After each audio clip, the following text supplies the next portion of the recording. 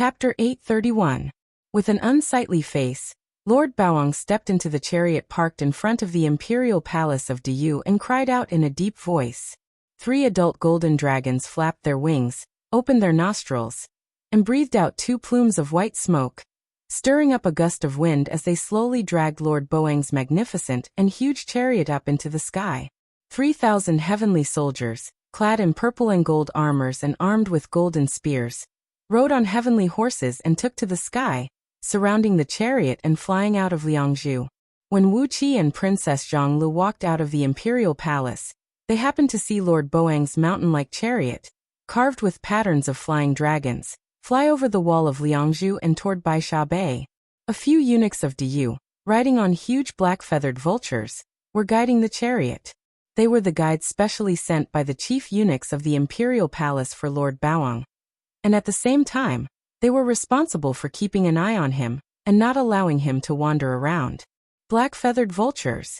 Looking at the mounts of the eunuchs, Wuxia could not help but smack his lips. He could not believe that these eunuchs could do something like this. When the crown prince of the celestial court came to visit, sending a few guides on mounts such as green dragons and phoenixes was already giving him face. But what was the big deal about sending a few black-feathered vultures? Black-feathered vultures had a special meaning in the Directorate of Celestials of Diyu. This stinky and ferocious bird was called the Bird of Death, the most unlucky creature. By using the Bird of Death to clear the way for Lord Baoang, it was a clear sign that the eunuchs were trying to bring bad luck to him. What a stingy Emperor Haozuan! Wuxia did not believe that those eunuchs would have the courage to play tricks on him like this. It was clear that Emperor Haozuan's will was involved. Are they cursing Lord Baoang to die and be reincarnated as soon as possible? Shaking his head, Wuxia and Princess Zhonglu turned into an invisible gust of chilly wind and flew out of Liangzhu at the same time. A few shadows flashed across the sky above the imperial palace of Diyu. Along with a small whirlwind, a few old oracles in white robes appeared out of thin air. They glanced at Wuxia and Princess Zhonglu, who had disappeared, grinned in surprise, exchanged a glance, and murmured a few words of praise. Then they too turned into a chilly wind and chased after Lord Baoang's convoy. This was the second group of men sent by Emperor Haozuan. Wuxia volunteered to find out the purpose of Lord Baoang's trip. Although Emperor Haozuan praised Wuqi's initiative, he could not put all his chips on Wuxia. The second team was made up of a group of supreme oracles from the secret palace who were good at sneaking, breaking restrictive spells, and all kinds of secret techniques. Along the way, Lord Baoang and his companions came to Liu Bang's Changel Palace, leaving behind golden light and auspicious mist. As soon as they arrived, Lord Baoang's eyes went wide. He stared blankly at the 5 3-mile-tall sentry towers in Wuqi's mansion in front of Liu Bang's gate, and could not come to his senses for a long time. Not only Lord Baoang, but even the 3,000 celestial soldiers and heavenly generals who came with him were staring at the 5 unique sentry towers in the universe with their mouths agape, wondering what kind of person could do such a thing. After the time it took to finish a pot of tea, Lord Baoang said in a low voice with a wry smile, "The King of Han is suffering here. TSK, this man who was ordered to keep an eye on the King of Han is a talent. If I can recruit him, he will definitely make my brothers vomit blood in anger." Lord Baoang, his eyes wandering, cleared his throat, and the chariot landed straight in front of the main hall of Changel Palace. Liu Bang was already waiting in the square in front of the main hall with a group of his subordinates. When he saw Lord Baoang stride out of the chariot, Liu Bang hurriedly led his men to greet him, then respectfully knelt down and kowtowed to Lord Baoang according to the etiquette of the monarchs and subjects of the celestial court. Before Liu Bang could kneel, Lord Baoang had already reached out to stop Liu Bang. "You can't do that," he said anxiously. "The King of Han has worked hard on this trip, and you have done a great service to the celestial court. How can you bow to me like this?" Purple mist rose around Lord Baoang, turning into a purple mist that wrapped around Han Xian and the others, preventing them from kneeling down and kowtowing to him. Liu Bang smiled and bowed to Lord Baoang. "The crown prince is my—" Before Liu Bang could finish, Lord Baoang had interrupted him with a wave of his hand. Taking Liu Bang's hand with both hands, Lord Baoang said intimately, "The King of Han and I are brothers, so there's no need to be so polite. I've told the king of Han that you and I can't be so polite. Lord Baoang and Liu Bang put on a perfect performance of the friendship between a monarch and a subject, walking into the great hall hand in hand. Then the heavy metal door was closed, shutting out the few eunuchs who had led the way, and Liu Bang's guards took them to the side to serve them tea. Wuxia and Princess Zhonglu hurried into the hall before Lord Baoang and Liu Bang, hiding on a cloud at the top of one of the pillars. Liu Bang liked extravagance very much, so his hall was extremely magnificent. Inside, the light of treasures rose and clouds rose. These pillars were made of the finest jade, and smoke kept spewing out of them, which was the best cover for the plumes of smoke that Wuxia had unleashed when he activated the natural phenomena medallion. Using the medallion to conjure a small world around him, Wuxia moved his interstitial world and covered it with a thin layer of chaotic energy. Princess Zhonglu, on the other hand, gathered the smoke spewing out of the jade pillars to surround them, properly covering the small world. As soon as Lord Baoang and Liu Bang entered the hall, Han Xian closed the door himself. Zhang Liang took out a writing brush and kept waving it in the air, writing one ancient character after another, forbidden. The golden characters flew out at top speed and attached themselves to the walls, floor, and ceiling of the hall. The golden characters formed a thick layer of light, sealing off the hall so that not even a drop of water could leak through. Meanwhile, Xiaohe's eyes were bursting with a strange gleam, sweeping the hall dozens of times like a broom. Wherever the gleam passed by, the void would freeze like a stream in winter. If someone was hiding in the hall with an art of distorting the void, Xiaohe would have found him by now. Even so, Liu Bang dared not to be careless. He activated the sky-veiling flag of chaos and wrapped the hall tightly. Only then did he smile and say with relief, "My lord, there's nothing to worry about now." Lord Baoang snorted coldly. "Is it really that simple?" he said with a cold grin on his face. With a flip of his palm, Lord Baoang took out a pearl that was completely transparent and had no shape, and could only be found through the twisting light around it. He injected a stream of immortal energy into the strange pearl, and a dazzling light illuminated the whole hall. The light contained a terrible heat, which almost shattered the small world Wuxia had conjured with the natural phenomena medallion. Wuxia and Princess Zhonglu were hiding in this small world, and when the light swept over them, they both felt a burning sensation on their skin. It did not matter to Wuxia because of his thick skin, but Princess Zhongli's delicate skin turned red. She gritted her teeth in annoyance and secretly made a mental note of Lord Baoang. The two of them joined forces to cast a secret technique to stabilize this small world, barely managing to maintain the small world that was on the verge of collapse. Fortunately, Wuxia had spread a layer of chaotic energy around the outside world, absorbing 70% of the power of the light. Otherwise, their whereabouts would have been exposed. Lord Baoang produced the pearl, which flew around the great hall at lightning speed. When he found that there was nothing unusual in the hall, he nodded with satisfaction. Little did he know that his action had caused great harm to a few old oracles of the Directorate of Celestials living near White Sand Bay. The few old oracles cast by a few secret magic were destroyed by the orb, and the exploding magic mirror nearly disfigured them. With a cold snort, Lord Baoang hung the pearl over his head and let the light illuminate the hall. "This is an extraordinary artifact crafted from the evil vanquishing eye of an ancient Buddha," he said coolly. "With it, no one can get close to the hall and eavesdrop on our conversation." Lord Baoang glanced disdainfully at the sky-veiling flag of chaos, which had turned into a dark cloud and covered the whole hall, and said proudly, "This flag is indeed an extraordinary artifact, but when it comes to the ability to isolate aura and prevent people from getting close to it, how can it compare with this treasure of mine?" Liu Bang flattered Lord Baoang with a smile on his face. Nothing more than the cliché that only the virtuous could possess a supreme treasure. Wuxia had heard all these words by heart, but Lord Baoang enjoyed Liu Bang's flattery very much. He held his head up proudly and enjoyed every word of the compliment. After a long while, Lord Baoang finally held his head up and asked, "What's going on? Why did you suddenly carry out such a purge? Father wants to know how much do you knows, and how many of our spies have they destroyed?" Liu Bang's face turned bitter. He sighed, shook his head and said, "Although it's King Baishan's fault, it's Buddha Fuda's fault in the final analysis. If he had killed the king of Ec Prefecture, and helped King Yang Qiu, Ji Tao, break through the Hongming Panga heaven realm, how could this have happened? Shaking his head, Liu Bang gritted his teeth and said, "My lord already knows what happened that day. If it were just Ji Tao's death, it wouldn't matter. But King Baishan, that bastard, overestimated his own strength and went to seek revenge on that boy, and was captured alive instead." Liu Bang told Lord Baoang about how he failed to avenge King Baishan, and how his soul was captured by Wuxia and extracted a lot of information from him. Then, when Wuxia went to Liangzhu to meet Emperor Haozuan, he was intercepted by Baihuang Zongling and King Wei Shan, whom Liu Bang had sent out, and lost 2 of their generals, which led to the Great Purge. As he spoke, Liu Bang kept looking up at Lord Baoang, carefully observing his face.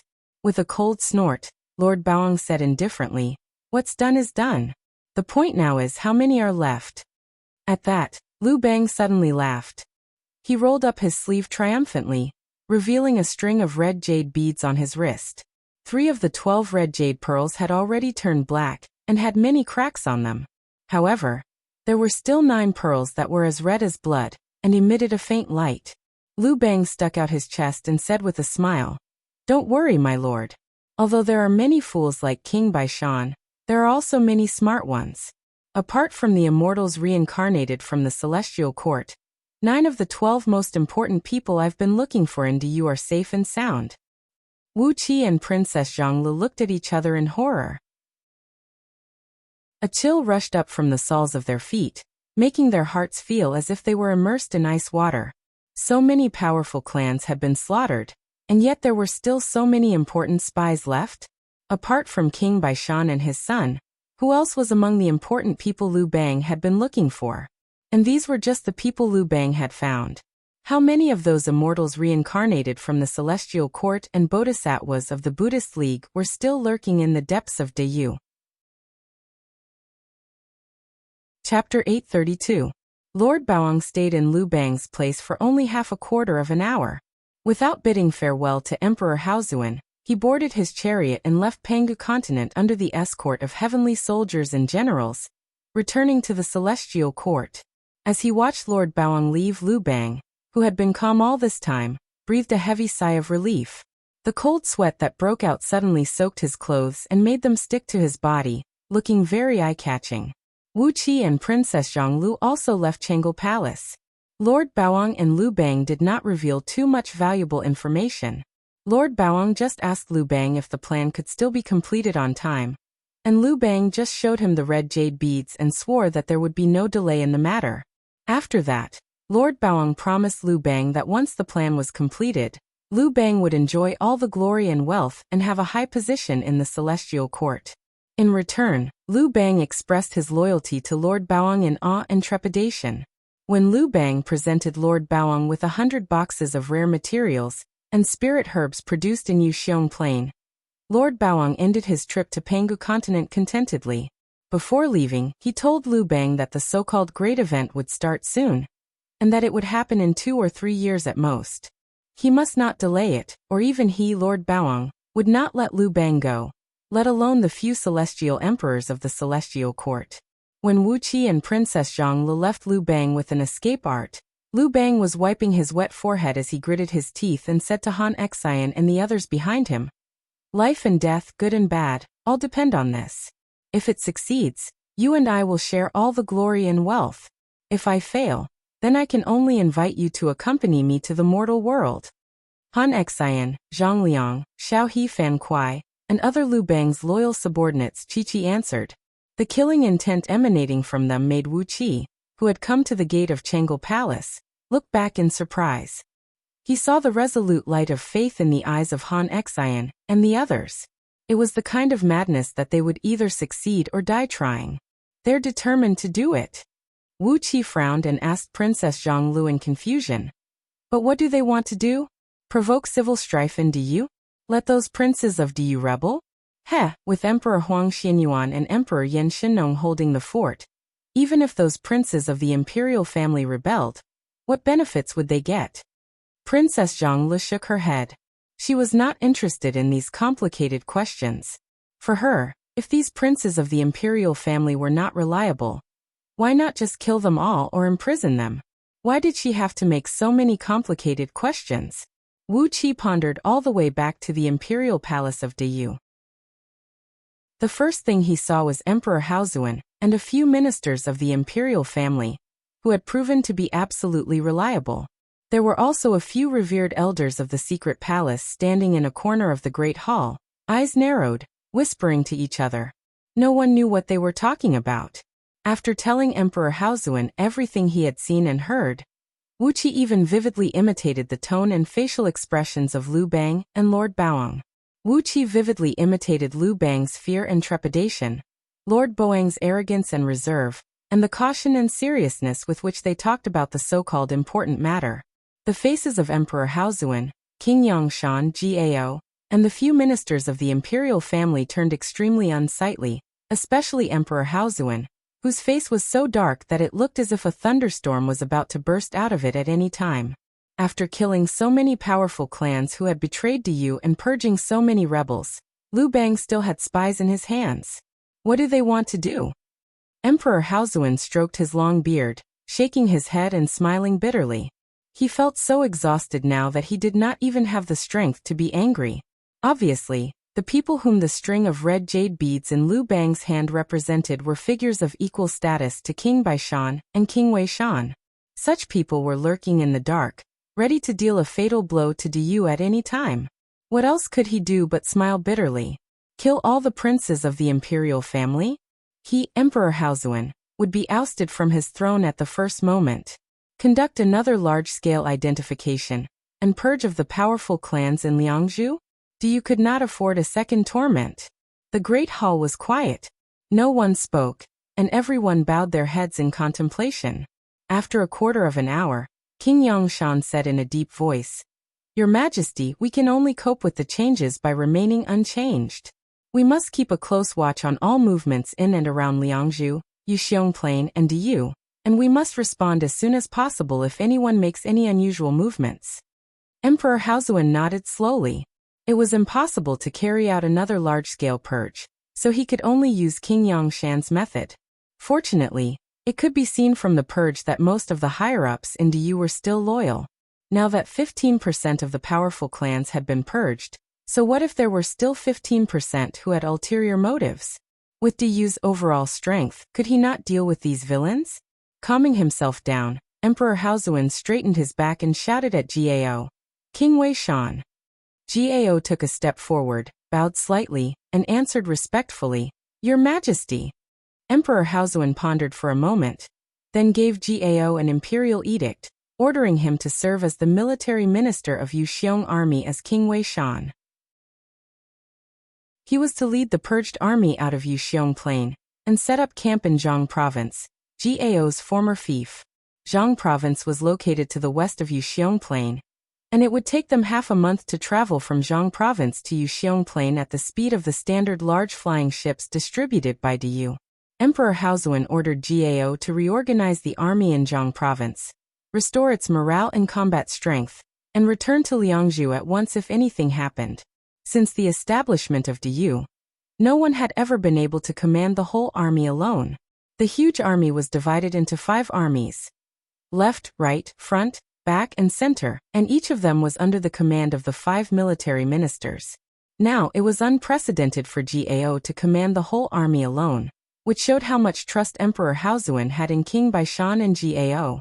An eunuch brought 5 dragon seals and handed them to Gao, while Emperor Haozuan wrote the imperial edict himself and gave it to him. Gao, who had suddenly taken control of what could be said to be the strongest army in Diyu, fell to his knees solemnly and received the dragon seals and imperial edict respectfully. After giving Gao a solemn warning, Emperor Haozuan turned to King Yangshan. He had also given King Yangshan an important task, which was to identify and purge the prefecture overseers and marquises of Diyu, and investigate anyone suspicious. There were some words that Emperor Haozuan did not say, but everyone, including Princess Zhanglu, understood what he meant by a strict investigation. It was better to kill 30,000 innocent people than to let a single suspect go free. After King Yangshan received the imperial edict, Emperor Haozuan issued several more appointments to several other ministers of the imperial clan. including asking the 3 princes with the title of High to select capable and reliable sons of the imperial clan and aristocratic clans to train into a new army. The new army was named the Flying Bear Army by Emperor Haozuan. Emperor Haozuan would personally supervise the training and armament of the army, which would be the main garrison of Liangzhu for some time to come. Unlike Yuxiong army, this new army had a large number of sons of the imperial family, and some of the sons of the imperial family, whose bloodline was so thin that they had almost nothing to do with the human emperor's bloodline, were placed in it. King Yangshan's other 3 sons were also transferred to the new army to serve as deputy military ministers. Everyone in the Great Hall knew Emperor Haozuan's intention. The Flying Bear Army would be a reliable force in the emperor's hands, as long as the emperor was given some time. With Diyu's strong foundation and Yuxiong Plain's unique resource advantage, the Flying Bear Army would be larger than Yuxiong Army, and its armament and equipment would be better. After issuing a dozen imperial edicts in a row, Emperor Haozuan turned to Wuqi with a smile of approval on his face. King of East Sea, you have worked hard, and you have been recognized by the sacred emperor. Good, very good.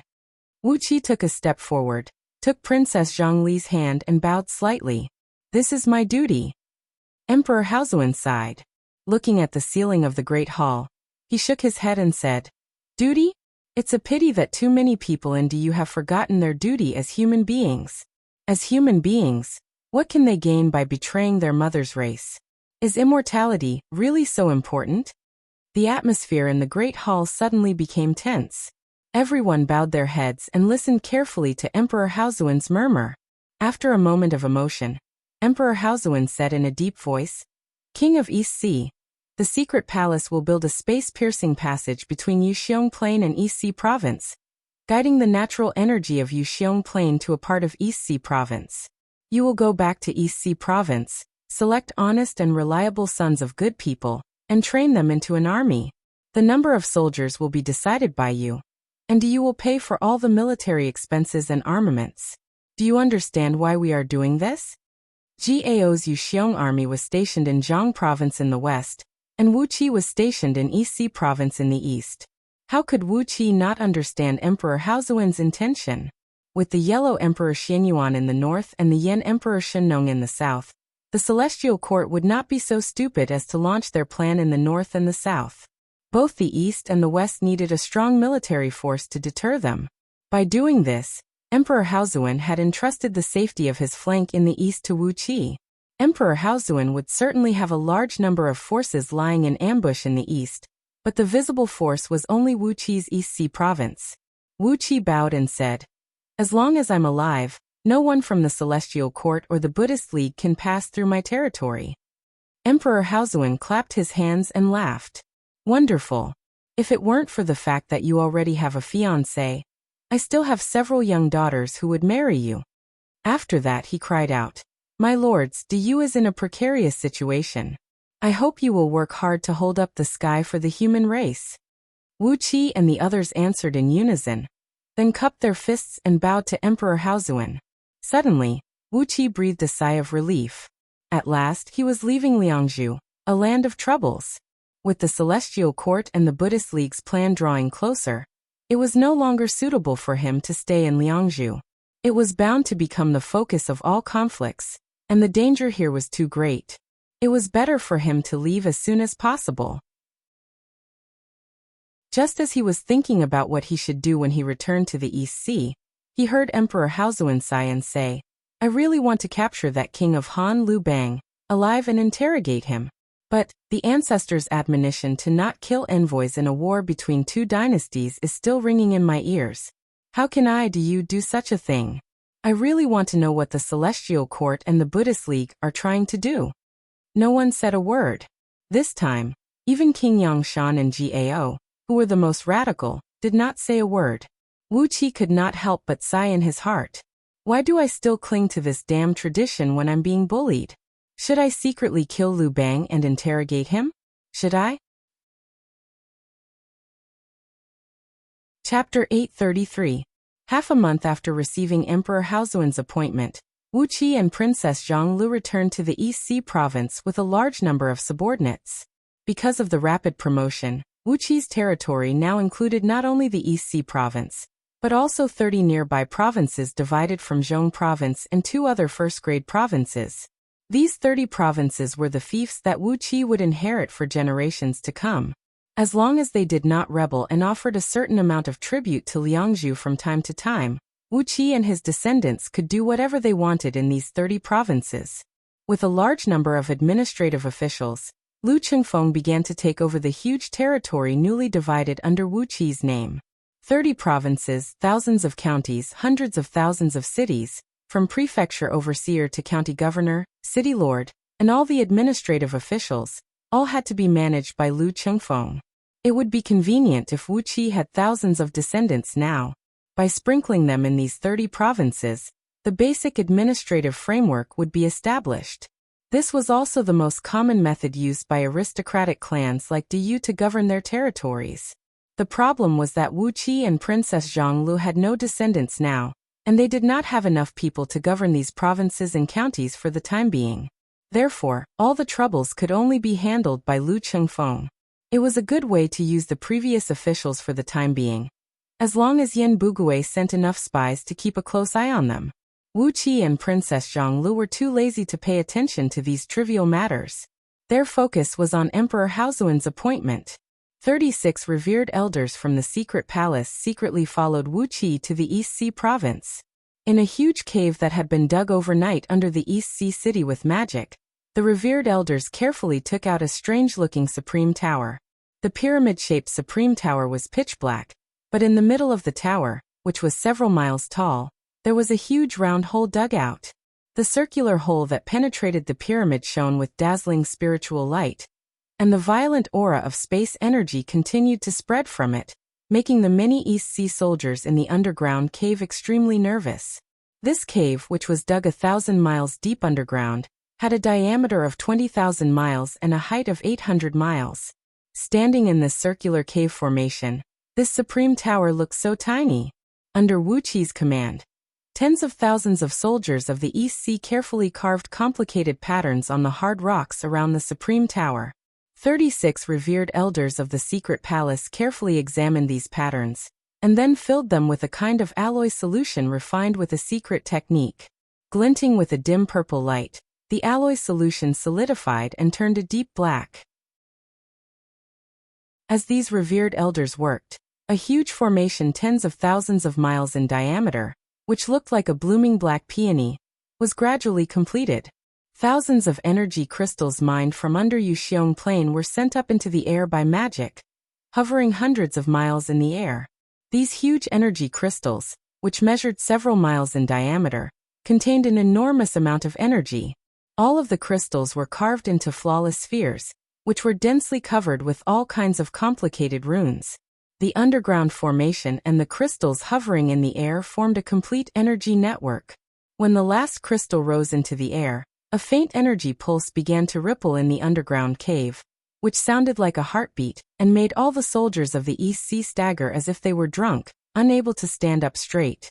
Then 3,600 huge black stone pillars were erected, their tops ablaze with a green flame. Each of them measured 100 feet in diameter, and rose hundreds of miles into the air, illuminating the entire cave with a strong green light. These stone pillars suppressed the energy pulse of the formation, and stabilized the void in this part of the cave. Wuxi's divine sense swept across the circular cave, which measured 20,000 miles in diameter and 800 miles in height. Because of the 3,600 pillars, the void in this part of the cave had become extremely stable. Wuxi did a rough calculation, and concluded that this part of the cave should be able to withstand a full-force blow from an immortal, who had just stepped into the realm of primordial. These revered elders of the secret palace do have some tricks up their sleeves. Wuxi could not help but marvel as he looked at the 36 busy revered elders. After the pillars were erected, these revered elders held a grand blood sacrifice under the supreme tower. A large number of livestock were slaughtered, and their blood spilled over every inch of the ground in the cave. As these revered elders murmured incantations, a blinding light burst out of the hole in the center of the supreme tower.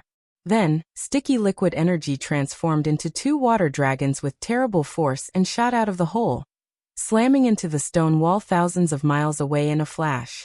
The huge cave began to tremble violently. The pillars had sealed off this part of the void, making the stone wall extremely strong. Wuxia saw that the void, which was strong enough to withstand a full-force blow from a 9th-tier primordial immortal, was cracked open and nearly shattered by the 2 water dragons transformed from the liquid energy. The water dragons of liquid energy kept pouring out of the hole in the center of the supreme tower. Before long, the cave had turned into an ocean of liquid energy, and the water level began to rise rapidly. In just a quarter of an hour, the cave had become as full of liquefied natural energy as the huge spirit cave beneath Wuxia Plain. Extremely rich Pangu's sacred energy was rushing back and forth in the liquid like numerous huge purple dragons.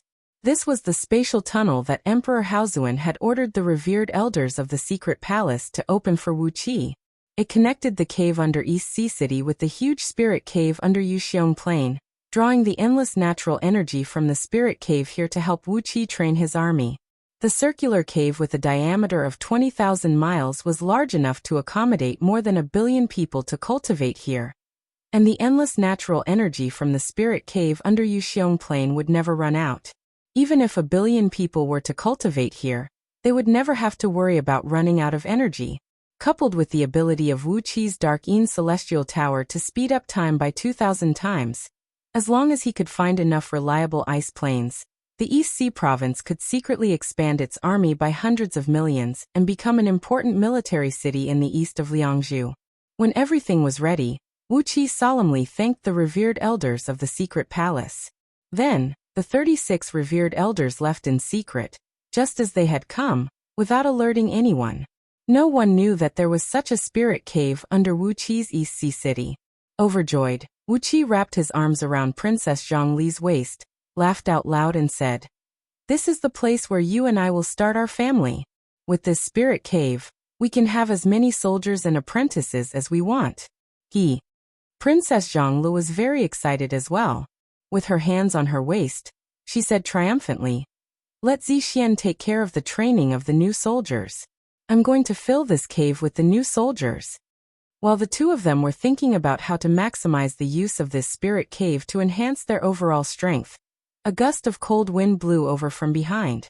Gold Horn, Silver Horn, Gold Feather, and Silver Feather were running in their direction. Gold Horn and Silver Horn were fleeing in the front, while Gold Feather and Silver Feather were chasing wildly from behind. While running, Gold Horn cried out, "Boss, an old man named Bo Zhongfu is looking for you. Go quickly. He looks like his whole family has been eaten by someone." Wuxia and Princess Zhonglu exchanged a glance. Then, Princess Zhonglu pointed at the cave and motioned for her to handle the matter here. Wuxia nodded, then flashed to the ground and appeared in the great hall of the former East Sea Prefecture Overseer's mansion, which was now the King of East Sea's mansion. After becoming the King of East Sea, the mansion was to be expanded according to Diyu's etiquette system, but Wuxia had no time to pay attention to it. Therefore, the system was still the same as when he was the Prefecture Overseer of East Sea, and the Great Hall was a little cramped. Bo Zhongfu, the Prefecture Overseer of Zhong Province, stood quietly in the middle of the hall with his 3 sons. He clasped his hands behind his back and stared blankly ahead, his expression changing rapidly. But no matter how he changed, it was as Gold Horn had said. His whole family had been eaten by someone, which made him look very ugly. With a gust of chilly wind, Wuxia appeared out of thin air in front of Bo Zhongfu and bowed to him with a smile. "Your Excellency, Prefecture Overseer." Bo Zhongfu's third son, Bo Yunting, used to be Wuxia's immediate superior. Just 2 or 3 years ago, Wuxia had led an army and fought under his command. Therefore, after greeting Bo Zhongfu, Wuxia nodded to Bo Yunting in a friendly manner.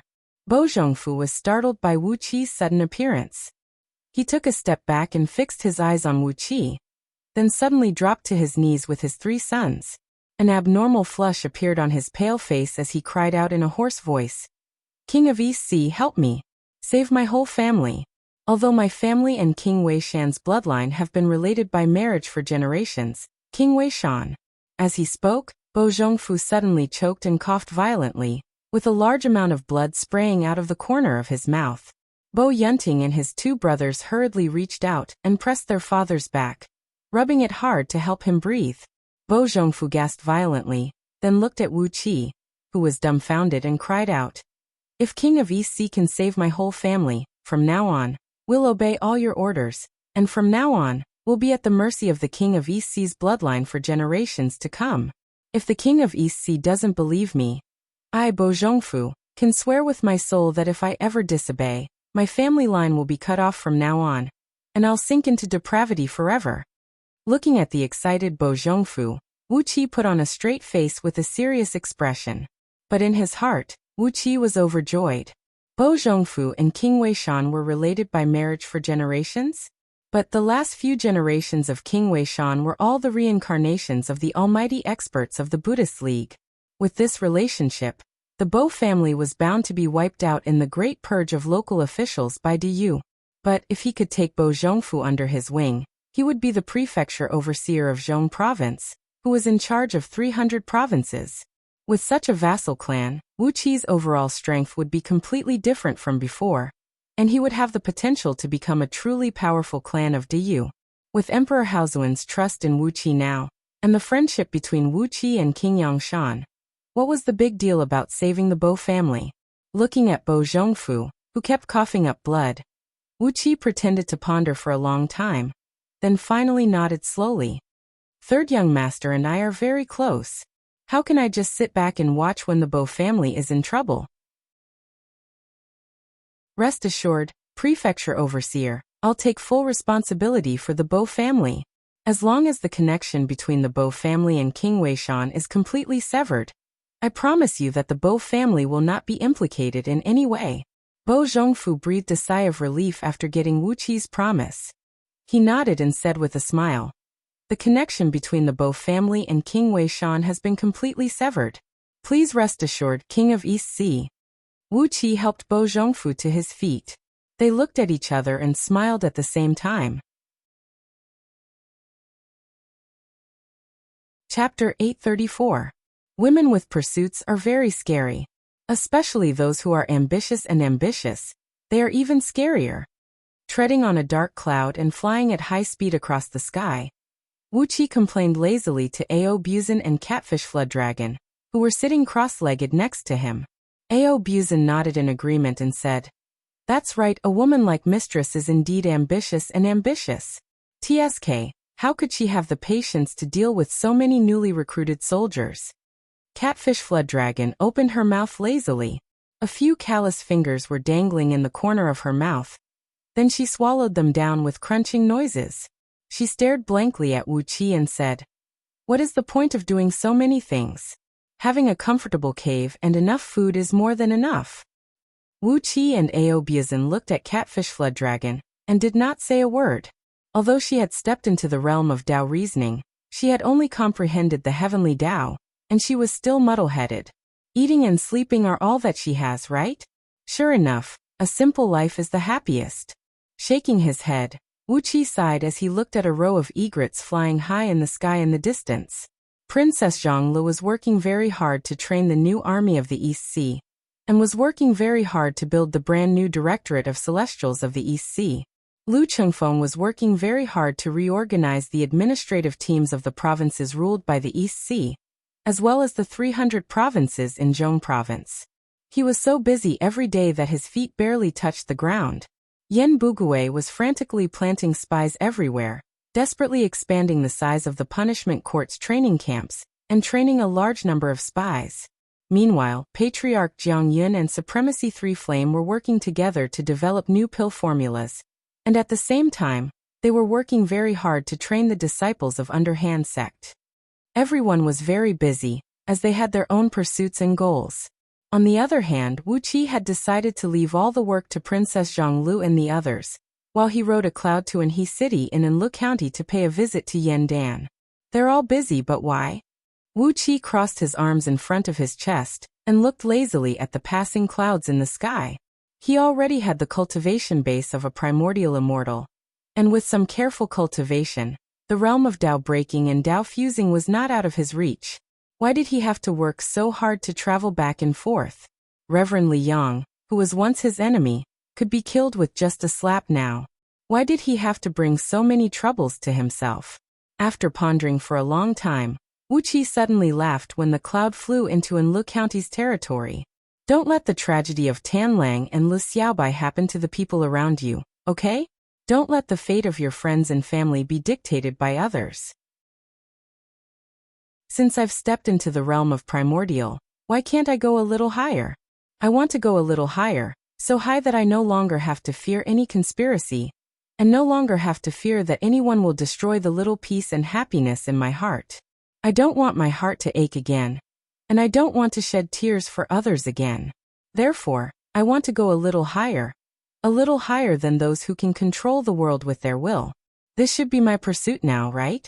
If Wuxia were alone, with the cultivation base of a primordial immortal, he could have found a quiet place to live in seclusion, and lived out his infinite life in peace. But now he could no longer leave.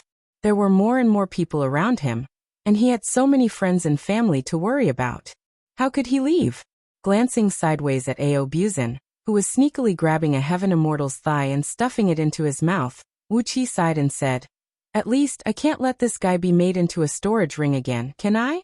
That would be a little too sad." With a bright smile on his face, Wuxia pressed down on the cloud and landed in a dense forest 100 miles away from the south gate of Anhe City. After straightening their clothes, Wuxia, Audiobook, and Catfish swaggered toward Anhe City. With their speed, it only took them a quarter of an hour to cover the distance of 100 miles. Along the way, they could see crisscross paths, and the crops in the fields were growing very well. Of course, in a place like Pangu Continent, it was difficult for the crops to grow badly. But judging from the rice seedlings that were planted neatly by Chi-Chi, it could be seen that the elite farmers had put a lot of thought into these fields. They were taking care of the fields very seriously. Only old farmers who had deep feelings for the fields would treat the crops and fields so seriously. In the fields and at the entrance of the villages, teams of young men were practicing their punches and kicks with a thunderous roar.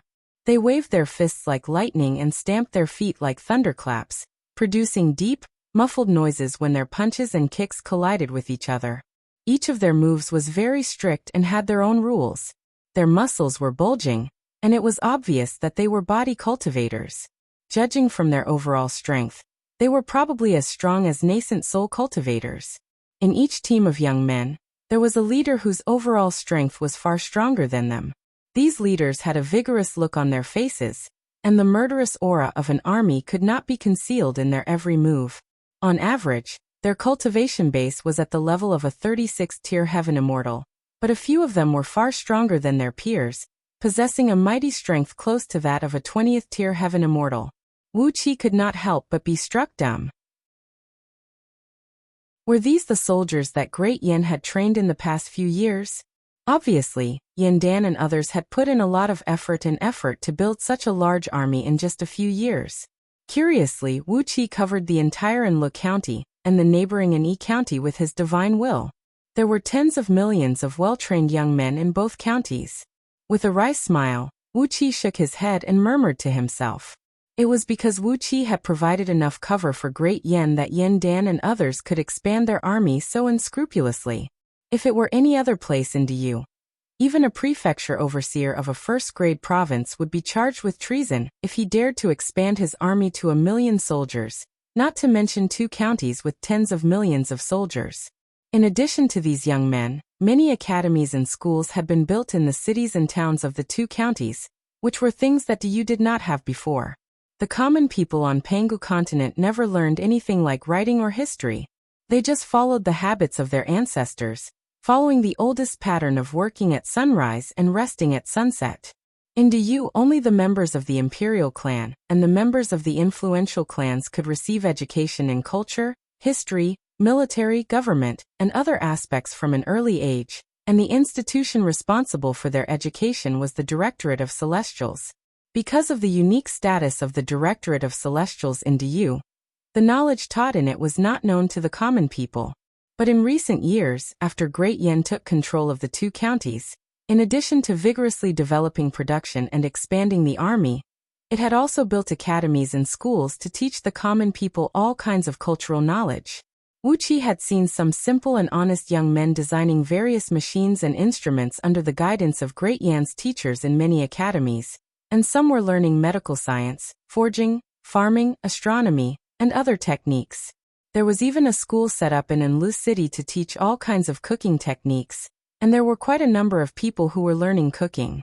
Compared with the suffocating atmosphere of conservative tradition in all parts of Diyu, the two counties under Great Yan's rule were full of vitality, giving people a refreshing atmosphere. Wuxia could not tell whether the changes in Enlu County and in Yi County were good or bad. It was a good thing that people's minds were open, and their minds were open. But when people's hearts were moved and their minds were open, the temptation of knowledge would increase. If the temptation became the immortality of immortals, or something even more fascinating, would these people who were as simple and honest as rocks in the mountains a few years ago be able to resist such a temptation? When Enhi City was invaded by the forces of Tao League and Buddhist League, those cultivators had spent a great deal of effort and hundreds of years to barely make some progress here. But when these people under Great Yan's rule had seen the culture that was completely different from that of Diyu, if a sect of cultivators suddenly came here, would these people rush to join the sect and completely abandon their identity as human beings?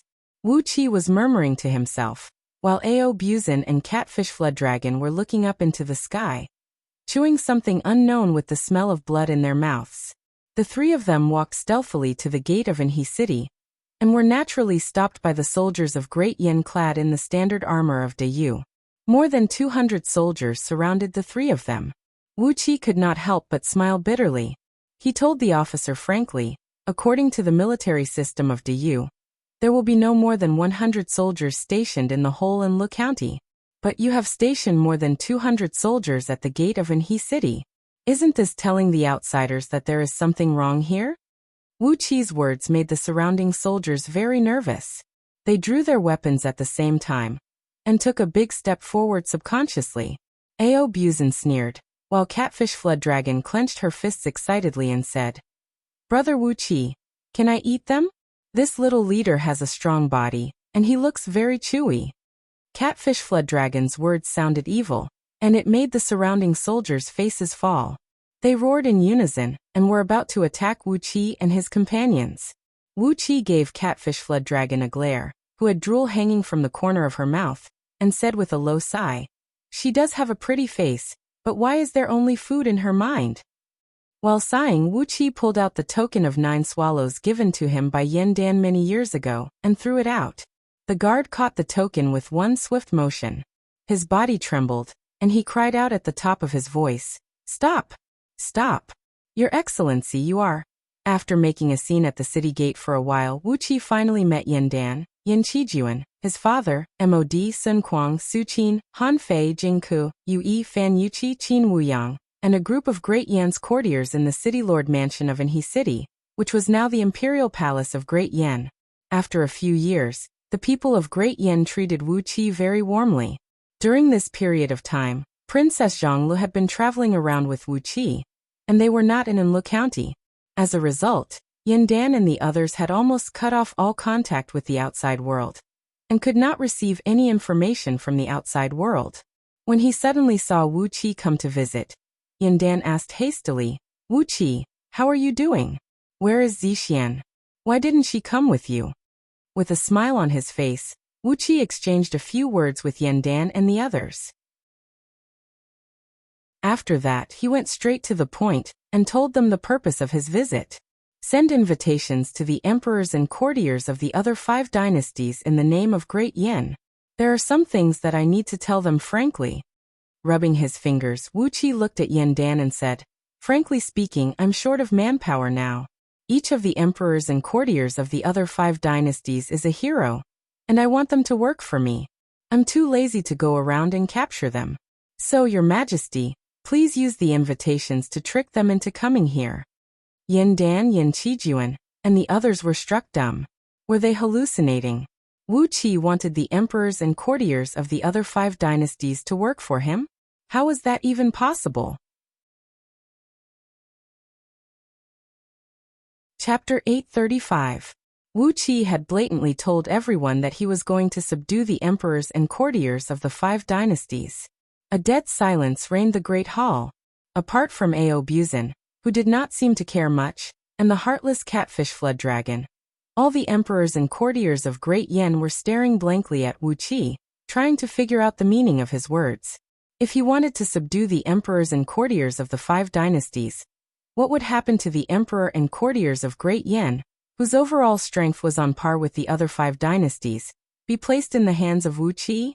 Since Wu Qi had the overall strength to subdue the emperors and courtiers of the 5 dynasties, didn't that mean that Wu Qi could also easily subdue Great Yen?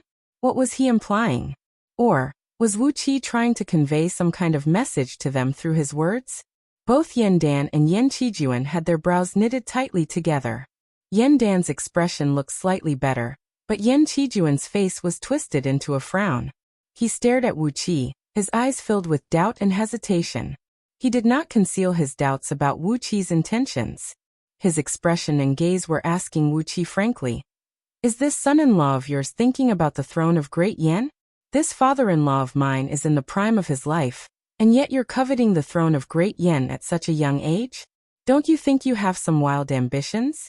Qin Wuyang rose to his feet, pointed his finger at Wu Qi and cried out, "Wu Qi, what makes you think you can subdue the emperors and courtiers of the other 5 dynasties?" Looking at Qin Wuyang, whose hair was standing on end, Wu Qi turned to look at the other courtiers of Great Yen, and could not help but laugh. Fiddling with the teacup served by a maidservant and taking a sip of the fragrant tea, Wu Qi said coolly, "In the last 2 years, I've done something for the human emperor of Du. Now my title is the King of East Sea of Du, and I have 30 provinces as my fief. In addition, the Central Prefecture Marquis Bo Zhongfu has already led the entire Bo clan to seek refuge with me. Right now, the Bo clan is my vassal clan, so the Central Prefecture's 300 prefectures are also considered my territory." Sitting cross-legged on the ground, Wu Qi patted the ground beside him and said expressionlessly, "To be exact, Anlu County and An'e County are also my territories now. General Qin, how do you think I can subdue the emperors and ministers of the 5 states?" The atmosphere in the hall was getting more and more strange.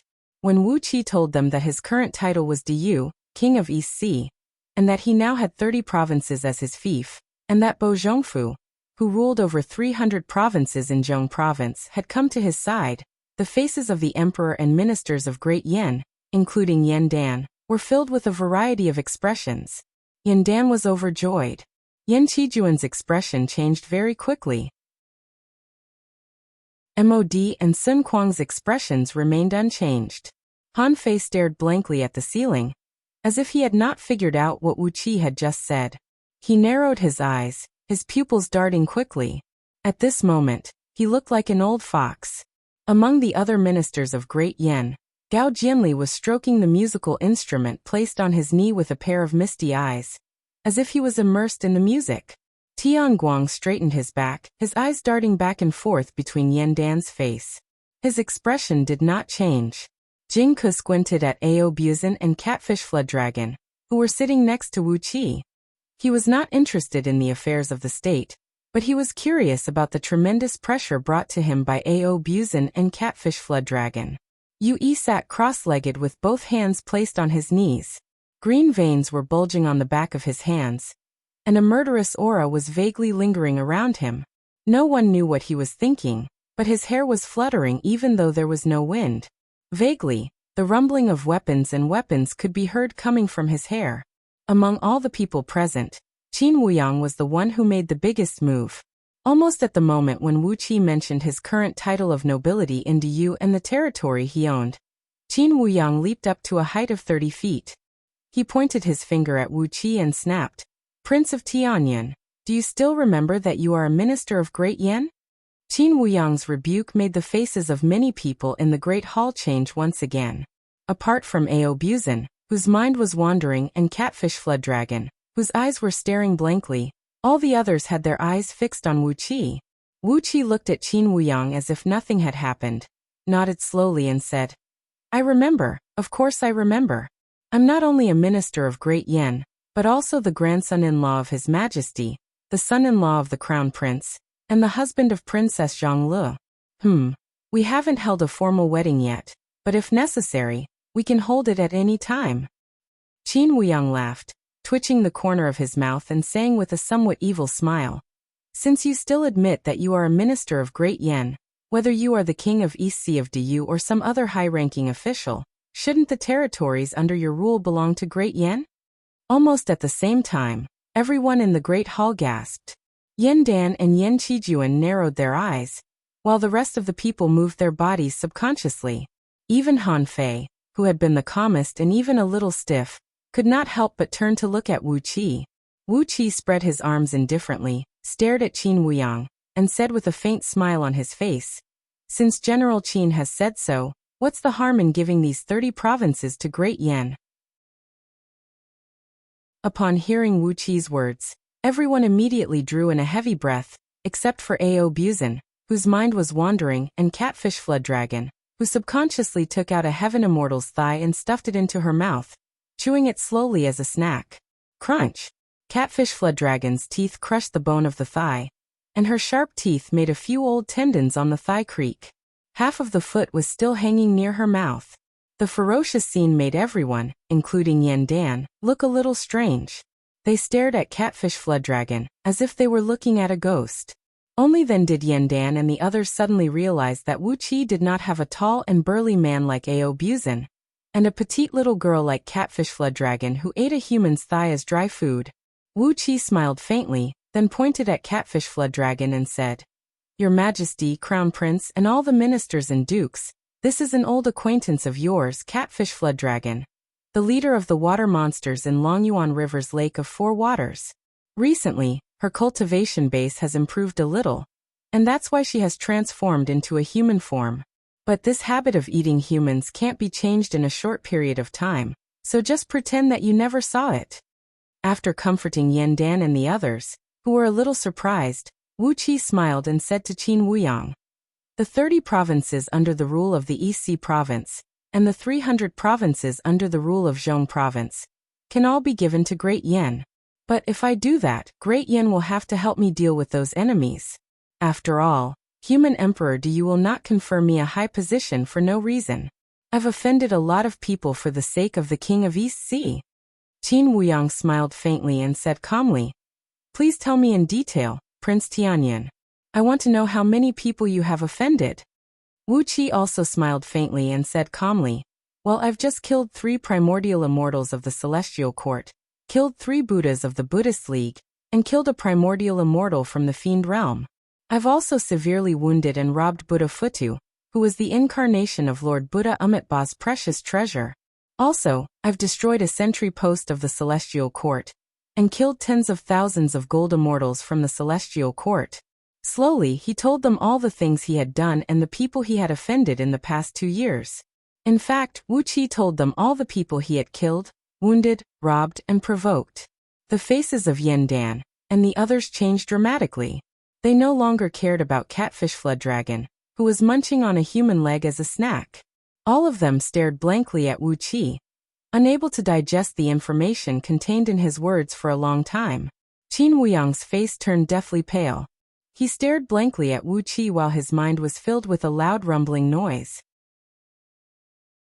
When he heard Wu Qi say that he had acquired such a large fief, he just wanted to get some benefits from Wu Qi. But what Wu Qi said was too shocking. He could actually kill a primordial immortal? A primordial immortal? What kind of existence was that?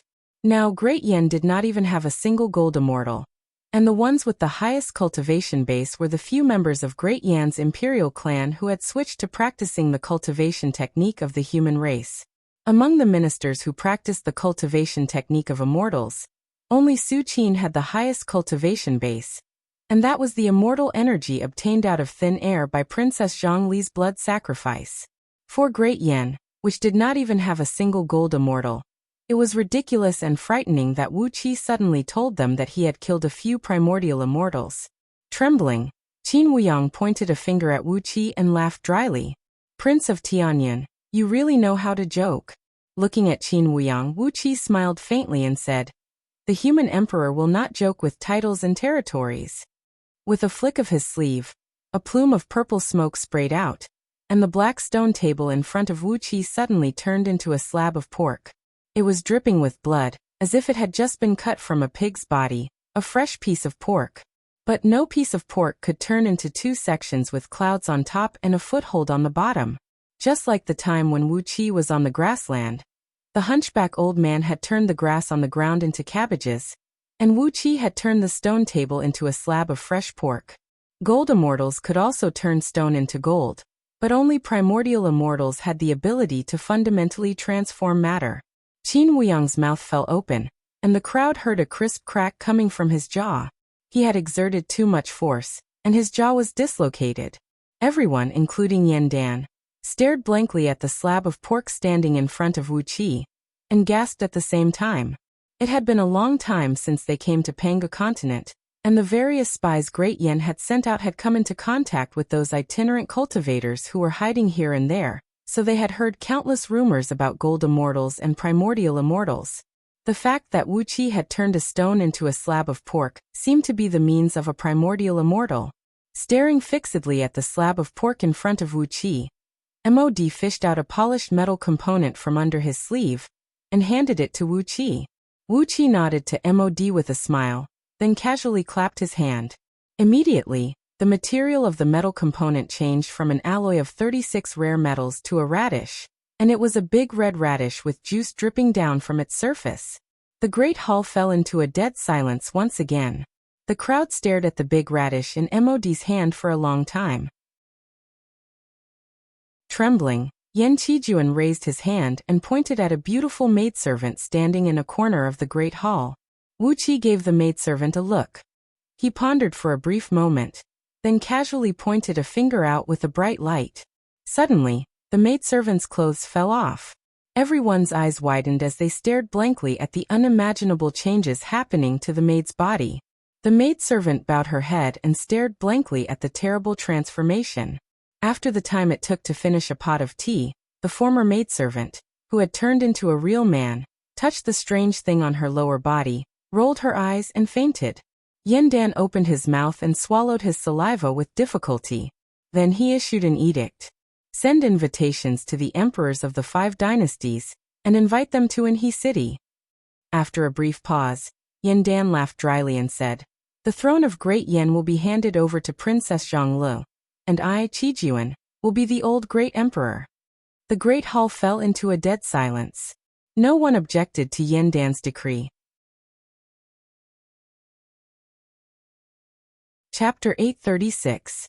Although the cultivation bases of Yan Dan and others had become too weak to be mentioned in Wuqia's eyes, their ability to manage state affairs was not to be underestimated.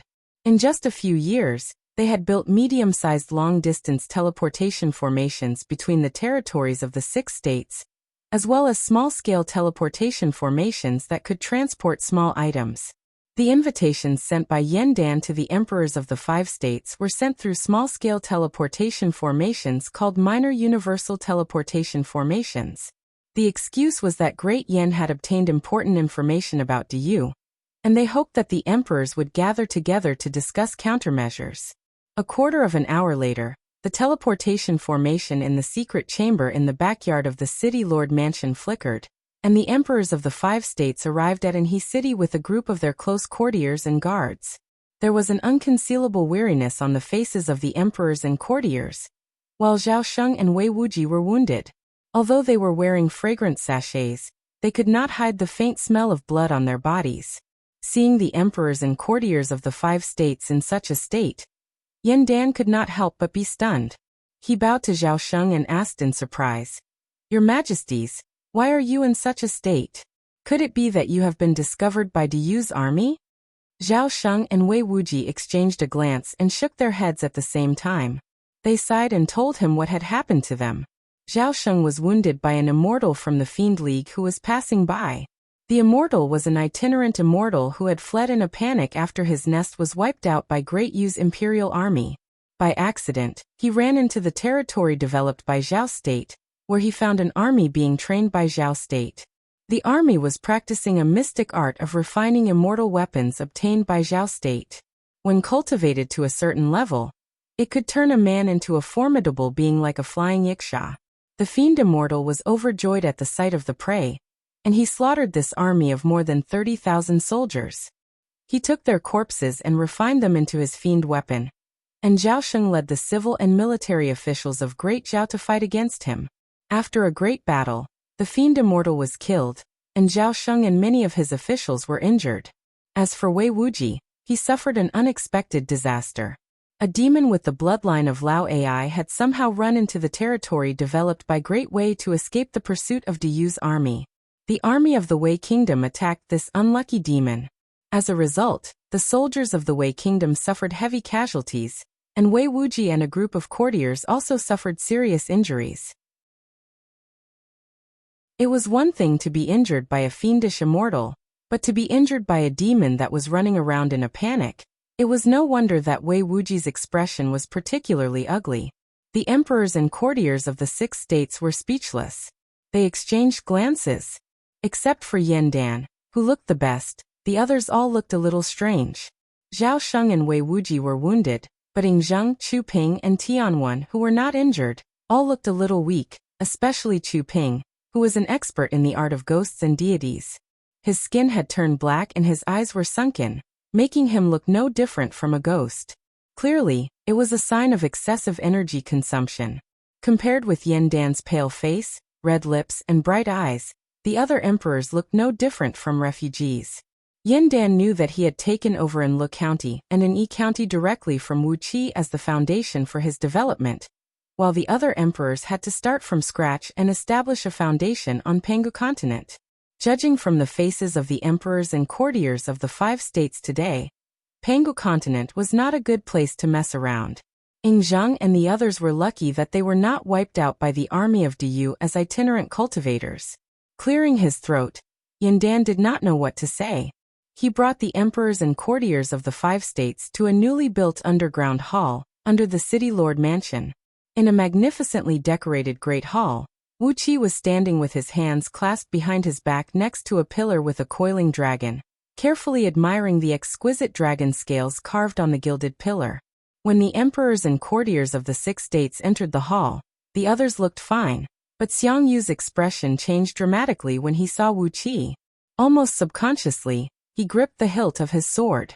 Blue veins popped up on the back of his hand, and it took him a great deal of effort to restrain the urge to draw the sword and slash at Wuqi. Everyone else was looking at him. 90% of their eyes were filled with malice, and some had their facial muscles twitching, almost bursting into laughter. Under the watchful eyes of the crowd, Xiang Yu slowly let go of the hilt. He nodded to Wuqi and said in a steady voice, "Long time no see, Prince of Tianyan Wuqi. You seem to be very different from the last time we met." Wuqi turned to look at Xiang Yu, nodded slightly and said with a smile, "Xiang Yu, the hegemon king of Western Chu, you are very different too. If you draw your sword and kill me in front of so many people, I will really look down on you. Very good, very good. You are also very different from the last time we met." After a moment of silence, Xiang Yu said with a cold grin, "When we parted last time, I told you that if you dare to appear in front of me..." Wuqi waved his hand and said coolly, "Cut the crap. You can't kill me now. But if you want to make things difficult for me because of a woman, I don't mind wiping you and your Xiang clan out of existence." Hearing Wuqi's words, Chu Ping, who had been standing silently for a long time, cleared his throat and said, "Prince of Tianyan, don't you think you've gone too far? No matter what, Xiang Yu is a subject of Great Chu, and the 6 states are allies now. Don't you disappoint the emperor and subjects of Great Chu by saying that?" Wuqi just shook his head. He gave Chu Ping an apologetic smile, then pointed at 3 people and said, "Yu Tan, Yu Ji, Yu Yao, the 3 of you step forward. I only have one question for you. Which son of King Yangshan is the one who ordered you to do this? Is it Ji Dai, Ji Yu, Jiao, or Ji Lan? You are the pawns they used to control the 6 states, aren't you?" Yu Tan and the other 2 girls, whose names were pointed out by Wuqi, turned pale and took a few steps back in fear. "How did you know all this?" Yu Ji cried out in a hoarse voice. You, don't tell me it's true that someone has found a way to lift the black celestial forbidden curse?" Without saying a word, Yuten pulled out a long-handled machete and swung it backhandedly at Wuqi's neck. The blade flashed like a waterfall, reflecting the gleam of the pearls in the great hall. Before Wuxia, who was standing next to Yutan, could stop her, Yutan had already struck Wuqi's neck with the machete. The emperors and courtiers of the 5 states cried out in alarm at the same time. But Yen Dan and the other emperors and courtiers of Great Yen did not even bat an eyelid. A crisp sound rang out. There was not even a white mark on Wuqi's neck, but Yutan's machete had shattered into countless pieces of iron that flew in all directions. Yutan hissed furiously. Her strong and vigorous body leaped forward.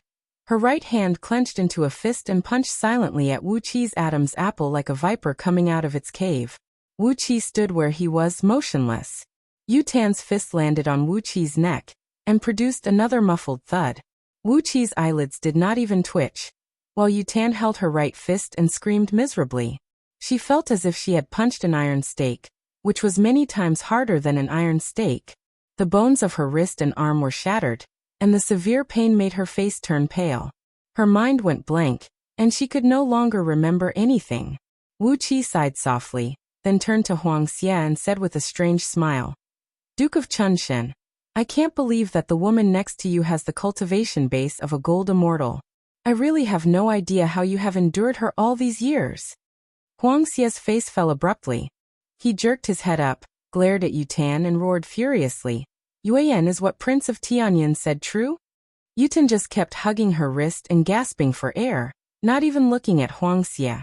Yuyao, who had been standing next to Yingzheng, gave a clear cry. With a wave of her right hand, dozens of green jade slips flew out and flew toward Wuqi, following the number of stars in the sky. Each jade slip was accompanied by a wisp of cloud and smoke, from which drops of dew gradually sprayed out. As the dew surged, a gust of strong wind rushed out, and amidst the wind were large patches of earthy yellow particles. The energies of earth, water, fire, and wind rubbed against each other, stirring up faint thunderclaps and causing a sharp pain to the eardrums of everyone in the great hall. Seeing that Yu Yao was about to strike, Yingzheng subconsciously reached out and grabbed her shoulder. A great plume of black water vapor sprayed out from behind him, amidst which the shadows of 9 flood dragons emerged rapidly. "What are you doing, my queen?" Yingzheng snapped. "What is it that you can't talk about?" Yu Yao gave a cold snort and let Yingzheng's palm grab her shoulder. She twisted her body, and Yingzheng felt that what he grabbed was not the smooth and delicate body of the usual girl, but the body of a tough and slippery python with great strength. A powerful force bounced back, knocking Yingzheng's fingers back a few feet high. Yu Yao gave a light cry, and the jade slips had surrounded Wuqi, forming a formation that trapped Wuqi in it. A sinister, cold laugh rang out. With a twist of her body, she grabbed the hilt of the sword hanging on his waist with her little hand and pulled it out. Like a ghost, she left several dozens of afterimages in the air, and thrust a several tens of feet long sword beam towards Wuqi's heart. The jade slips that trapped Wuqi opened up a gap just in time, allowing Yuji to rush into the formation. At the same time, the surrounding energies of earth, water, fire, and wind were wrapped around the sword, condensing into a blinding halo at the tip of the sword that looked like a shooting star, thrusting straight towards Wuqi's heart. Yuji chuckled and said, "Knowing too much will cost you your life. Wuqi, you little punk, you have taken a great advantage of me, and that is a crime worthy of death." Together, Yu Yao and Yuji had easily set up a deadly trap that would surely kill Wuqi. Both girls had a complacent smile on their faces, thinking that Wuqi would definitely die. Only Yutan, who had just suffered a bitter defeat from Wuqi, cried out hoarsely, "Sisters, be careful. This man's cultivation base is unfathomable." Before her voice could fade away, the sword in Yuji's hand had already stabbed into Wuqi's heart. But no matter how hard she tried, the sword just could not stab into Wuqi's body. Wuqi casually flicked his finger out, and the sword in Yuji's hand exploded into fine metal powder. After that, he flicked his sleeve, and the formation deployed by Yu Yao was smashed into pieces like a castle built by a child with pieces of paper. Yu Yao, Yuji, and Yuten cried out in alarm at the same time. They exchanged a look of horror. Then their bodies glowed with a jade-colored gleam at the same time. Leaping into 1,000 feet-long beam of light, they were about to flee. But before they could fly more than 10 feet into the sky, Catfish Flood Dragon had already flown over their heads with a huge hammer on her shoulder. Catfish Flood Dragon did not swing the hammer randomly, but just gently placed her hammer on the girls' heads. The 3 poor girls had transformed into beams of light and fled at top speed, but ended up bumping into Catfish Flood Dragon's hammer. 3 loud clangs rang out, and the 3 girls fell to the ground with their eyes rolled back. Gradually, 3 green bumps the size of fists emerged on their foreheads. The collision was so fierce that the 3 women almost broke their necks. Wuxia laughed coldly. Looking at Yingzheng, Wuxia, and Xiangyu, who had an unsightly expression on their faces, he snorted coldly and said, "Now we can talk in peace. There are some things that I need to ask for your opinions on."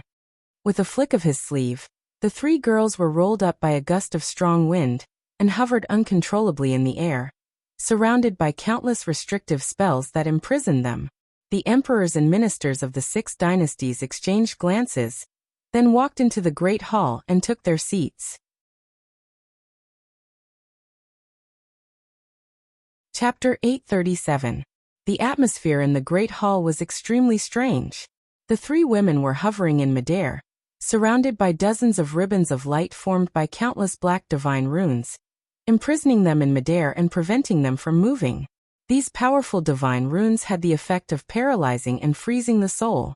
Not only could the 3 women not move, they could not hear, see, speak, or think. The emperors and courtiers of the 6 states took their seats. The faces of the emperors and courtiers of Great Wei, Great Zhao, and Great Qi remained unchanged, but the faces of the people of Daqin and Great Chu were unsightly. From time to time, they glanced at the 3 women who were imprisoned in midair, then stole glances at their emperors, wanting to see how they would deal with the matter. Yandan, Yan Qijuan, and the other emperors and courtiers of Great Yan had taken their seats on the left and right sides of the Great Hall. Only Wu Qi sat cross-legged on a 6-feet-high 3-layered wooden platform in the center of the Great Hall, looking down at the crowd. The eyes of the emperors and courtiers of the 5 states flickered. They seemed to understand something from Wu Qi's seat. Clapping his hands lightly, Wu Qi looked at the emperors and courtiers of the 6 states and said coolly, "The first thing I want to tell you is that the throne of Emperor Yan has been passed to Great Yan's Princess Zhonglu Jizixuan. The former Emperor Dan and Crown Prince Yan Qijuan will share the throne." Yan Dan and Yan Qijuan smiled and nodded at the emperors and courtiers of the 5 states, who had complicated expressions on their faces. No one said a word. They all knew that the main event was yet to come, and the change of power in Great Yan was clearly just the prelude. Their attention was all on Wu Qi. Clearly, the root of everything was Wu Qi, who was able to make Yan Dan hand over the throne and let his granddaughter inherit the throne. Glancing at the emperors and courtiers of the 5 states who were listening attentively to him, Wu Qi gave Xiangyu a look, who sat like a mountain, and said in a deep voice, "The second thing is that Wu Qi wants to ask you. It seems that it is not easy to develop and grow Pangu continent, right? All of you cultivate the immortal cultivation method, but because of the chaos in the union of 10,000 immortals, DU's official crackdown on the immortals is particularly severe. Presumably in the past 2 years, everyone has suffered a lot of setbacks." His words stirred up the sadness of the emperors and ministers of the 5 countries. They looked at each other, and could tell from each other's haggard faces and despondent eyes that they had not had a good time over the past few years. Apart from Yan Dan and his son, who looked radiant, and the group of ministers of Great Yan who seemed to have put on a little weight, the emperors and ministers of the other 5 dynasties all looked like refugees, looking very pitiful. This was especially true for Zhao Sheng and Wei Wuji. The smell of blood on them had not dissipated, and the injuries to their internal organs and immortal souls had not yet healed. The emperors and ministers of the 5 countries looked at each other for a while, and sighed at the same time. Yingzheng toyed with the exquisite teacup in his hand and said coolly, "Pangu continent is indeed the birthplace of the human race. Everything here is good, but it does not allow those of us who have set foot on the path of immortality. To tell you the truth, in the past 2 to 3 years, 13 cities built by Daqin have been destroyed by the soldiers of DU, and Daqin has lost more than 1 million loyal soldiers." With a wry smile, Yingzheng put down the teacup and said coolly. Not only Daqin, but all of you must have had a hard time over the past 2 years, except for Great Yan, right? There was a long silence in the great hall. Chu Ping glanced at the people around him, then sighed faintly and said, Since your majesty Yingzheng has spoken his mind, I guess I'll speak my mind as well. When we first came here, Great Chu had built over 100 cities with the advantage of manpower. But over the past 2 years, only 25 cities remained intact, while the rest had been completely wiped out by Du. If not for the great distance between these cities, and the fact that they span across 5 provinces, perhaps Great Chu's power on Pangu continent would have been completely uprooted by now. Since Yingzheng and Chu Ping had opened their mouths to expose their scandals, Great Wei, Great Zhao, and Great Qi had let go of their reservations and pride, and told them the key points of the troubles they had encountered in the past 2 years. When Tianwen told them about the miserable experiences Great Qi had gone through in the past few years, the people exchanged glances. Sure enough, Pangu continent was not a good place to mess around. In the past few years, itinerant cultivators and itinerant immortals could still live a peaceful life. Although the attitude of the officials of Du towards those itinerant cultivator clans and itinerant immortals was stiff, it was not like the past 2 years, where they would kill anyone they saw. On top of that, Du's army was flying all over the place. Whenever they found a cultivator, even if it was a small fry of Xiantian realm who had not formed his Jindan realm, there would be hundreds of Du's soldiers who had the overall strength of gold immortals and heaven immortals rushing up and beating the cultivator to death. Under such an environment, the 5 dynasties were still able to maintain their foundation, which had not been wiped out by Du, and could still maintain a certain level of development. Wuxia felt that they were simply too amazing. These heroes of the warring states truly lived up to their reputation, and their means were indeed very powerful.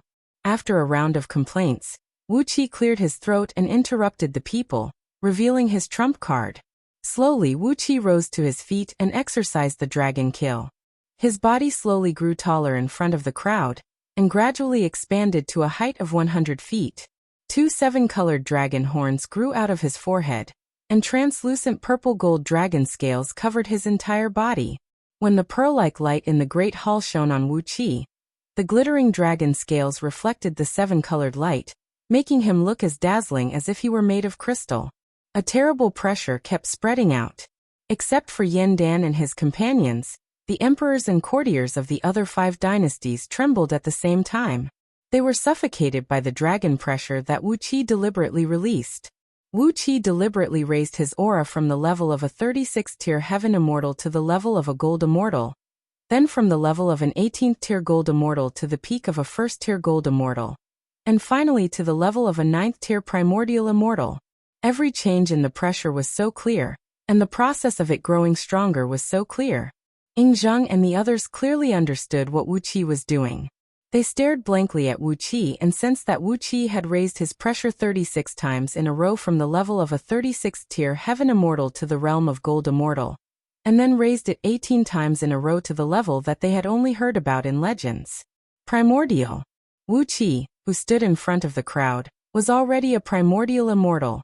In other words, if Wuxia wanted to, he could kill everyone here with a finger now. There was a consensus among the ancient almighty experts. All those below the Tao reasoning realm were ants. Now that Wuxia had stepped into the realm of primordial, the realm of Tao reasoning, the people present were nothing more than ants that he could easily wipe out. Yingzheng's face turned pale, and he coughed with difficulty. With him as the trigger, except for Yandan and the other emperors and courtiers of Great Yan, the emperors and courtiers of the other 5 dynasties began to cough at the same time, and the great hall was filled with the sound of coughing. Wuxia had told them a lot of information in the most direct way. Now they did not need to ask Yandan to know that Great Yan had invited them here not only for important information about Du, but also for many other reasons.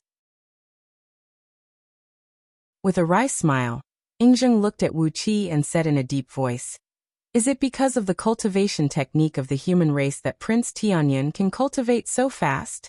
Wuxia nodded slowly and said in a flat voice like a thunderclap, "Indeed, the cultivation technique of the human race improves very fast. As long as one's aptitude is not bad, and if he can get enough resources and heritage, there is a human who can step into the realm of gold immortal within 60 years, and attain the power of a primordial immortal within 100 years. If one could become a gold immortal within 60 years, he would have the overall strength comparable to a primordial immortal within a few hundred years. Ingzheng opened his mouth, and after a long while he smiled bitterly and said, "No wonder. But, can one live a long life by cultivating the cultivation technique of the human race?" Wuxia remained silent for a while, then said frankly, "Cultivating the cultivation technique of the human race still can't escape the cycle of life and death. The cultivation technique of the human race can be mastered quickly, but one day, it will return to the dust. Although the cultivation technique of the immortal Tao is difficult, once one becomes a heaven immortal, one will no longer have to worry about one's lifespan. Unless a great tribulation strikes, one will eventually live a long and free life." Ingzheng smacked his lips, narrowed his eyes, and nodded. "If that's the case, I'd better cultivate the cultivation technique of the immortal Tao. But there will be a group of lineal descendants in Daqin's imperial clan, who specialize in cultivating the cultivation technique of the human race. I wonder if Duke Tianyin can cultivate them wholeheartedly?" After pondering for a while, Wuqi nodded and said, "Of course, as long as they serve me wholeheartedly. Frankly speaking, I'm short of men now, a lot of them." After a brief pause, Wuqi added, "I can guarantee that those among them with sufficient aptitude will possess the overall strength of a gold immortal in the shortest time possible. But as for the realm of primordial, not everyone can step into it smoothly." The eyes of Ingzheng and the other 4 emperors lit up at the same time. Wu Qi's promise had gone beyond the bottom line they had calculated in their minds just now. Wu Qi had brazenly shown off his primordial divine ability in front of them. And coupled with the 2 points Wu Qi had mentioned earlier, all the people present were smart enough to know what was in Wu Qi's mind. Therefore, they had quickly drawn up their demands and conditions in their minds, and were about to ask for an exorbitant price to discuss with Wu Qi. But in the end, Wu Qi had already taken the initiative to fulfill their demands. And what Wu Qi had promised was far beyond their imagination. But they also noticed that Wu Qi had changed the way he addressed himself when he was talking. "In order to seek immortality, your majesties are naturally unwilling to give up the cultivation techniques of immortals. I have the scriptures of the immortal Tao I seized from the primordial experts I killed, and I can provide them to you for free. As for the immortal stones and materials you need for your cultivation, I'll provide as many as you need. All I need is for you to give me advice and become my revered elders in the Dongxi province." Ingzheng, Chu Ping, and the others exchanged a glance. It was a very generous offer. Their cultivation techniques could only allow them to reach the realm of heaven immortals, and they were worried that they would not be able to continue their cultivation in the future. The cultivation techniques of primordial experts? The gift was so generous that they couldn't raise any objections. Then Wu Qi gave them another offer that they could no longer refuse. "Based on my speculation, Pangu continent will be in chaos in a few years. As for the throne of the 6 dynasties, I have no intention of seizing it from you. The 6 dynasties will still exist, but they will need to exist as vassals of East Sea province. And the people of the 6 dynasties will have to serve me. And I promise to do my best to cultivate 1 to 3 primordial experts for each of the 6 dynasties. Of course, they will all be practicing the cultivation techniques of the human race."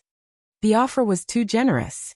The emperors and courtiers of the 5 dynasties exchanged glances, and then Wei Wuji asked Wu Qi why Pangu continent would be in chaos.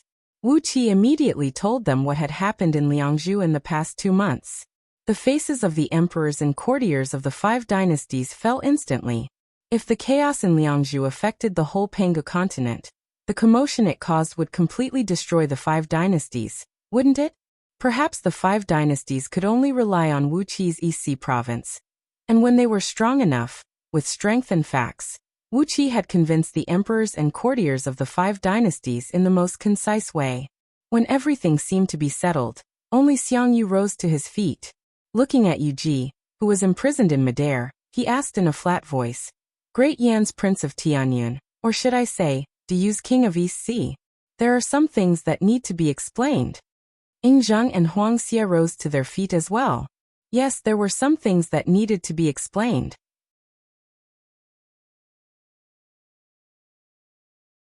Chapter 838. Xiang Yu's eyes were as resolute as a mountain, and as hot as a flame. Although his cultivation base was far weaker than Wuqi's, his gaze actually made Wuqi feel a stinging pain on his face. He pointed his finger at Yuji, who was hovering in midair, and said coolly, "Put her down. I want to ask her what is going on." Compared to Xiang Yu, who had a firm mind, Wuxia was a little sly. Pressing both hands on his belly, he said to Wuqi with a smile on his face, "It's true that Yuan is my beloved woman, but if she is a spy, and a spy who has deceived me for over 2,000 years, then I'll let the king of East Sea deal with her." Wuxia's smile was light and indifferent, but the viciousness and ruthlessness in his words made one's heart turn cold. Meanwhile, Yu Tan's elder brother Li Yuan, the current prime minister of Great Chu, was also smiling faintly at Wuqi. He nodded and said, "Although Yuan is a member of Li Yuan's family, the affairs of the state are the most important, and the law of the state cannot be violated. If Yuan has really done something detrimental to Great Chu, I hope the king of East Sea can deal with her." Compared to the firmness of Xiang Yu and the ruthlessness of Wuxia and Li Yuan, Ying Zheng, whose face was livid with rage, was shrouded in a faint layer of dark mist. According to what the king of East Sea said, "This empress of mine, for all these years, I've been longing for her in vain, and yet she was planted by someone with ulterior motives. Hateful, hateful, hateful. No matter who the person behind this is, I'll kill him with my own hands." Those who were related to Yuji, Yu Tan, and Yu Yao had all made their stand. Except for Xiang Yu, who did not have a clear attitude, Ying Zheng, Wuxia, and Li Yuan had all shown the attitude of a formidable and ambitious man. Perhaps this was what Cao Cao had said. "I would rather betray the people under the heaven than let the people under the heaven betray me." Ying Zheng, Wuxia, and Li Yuan were the real formidable and ambitious men.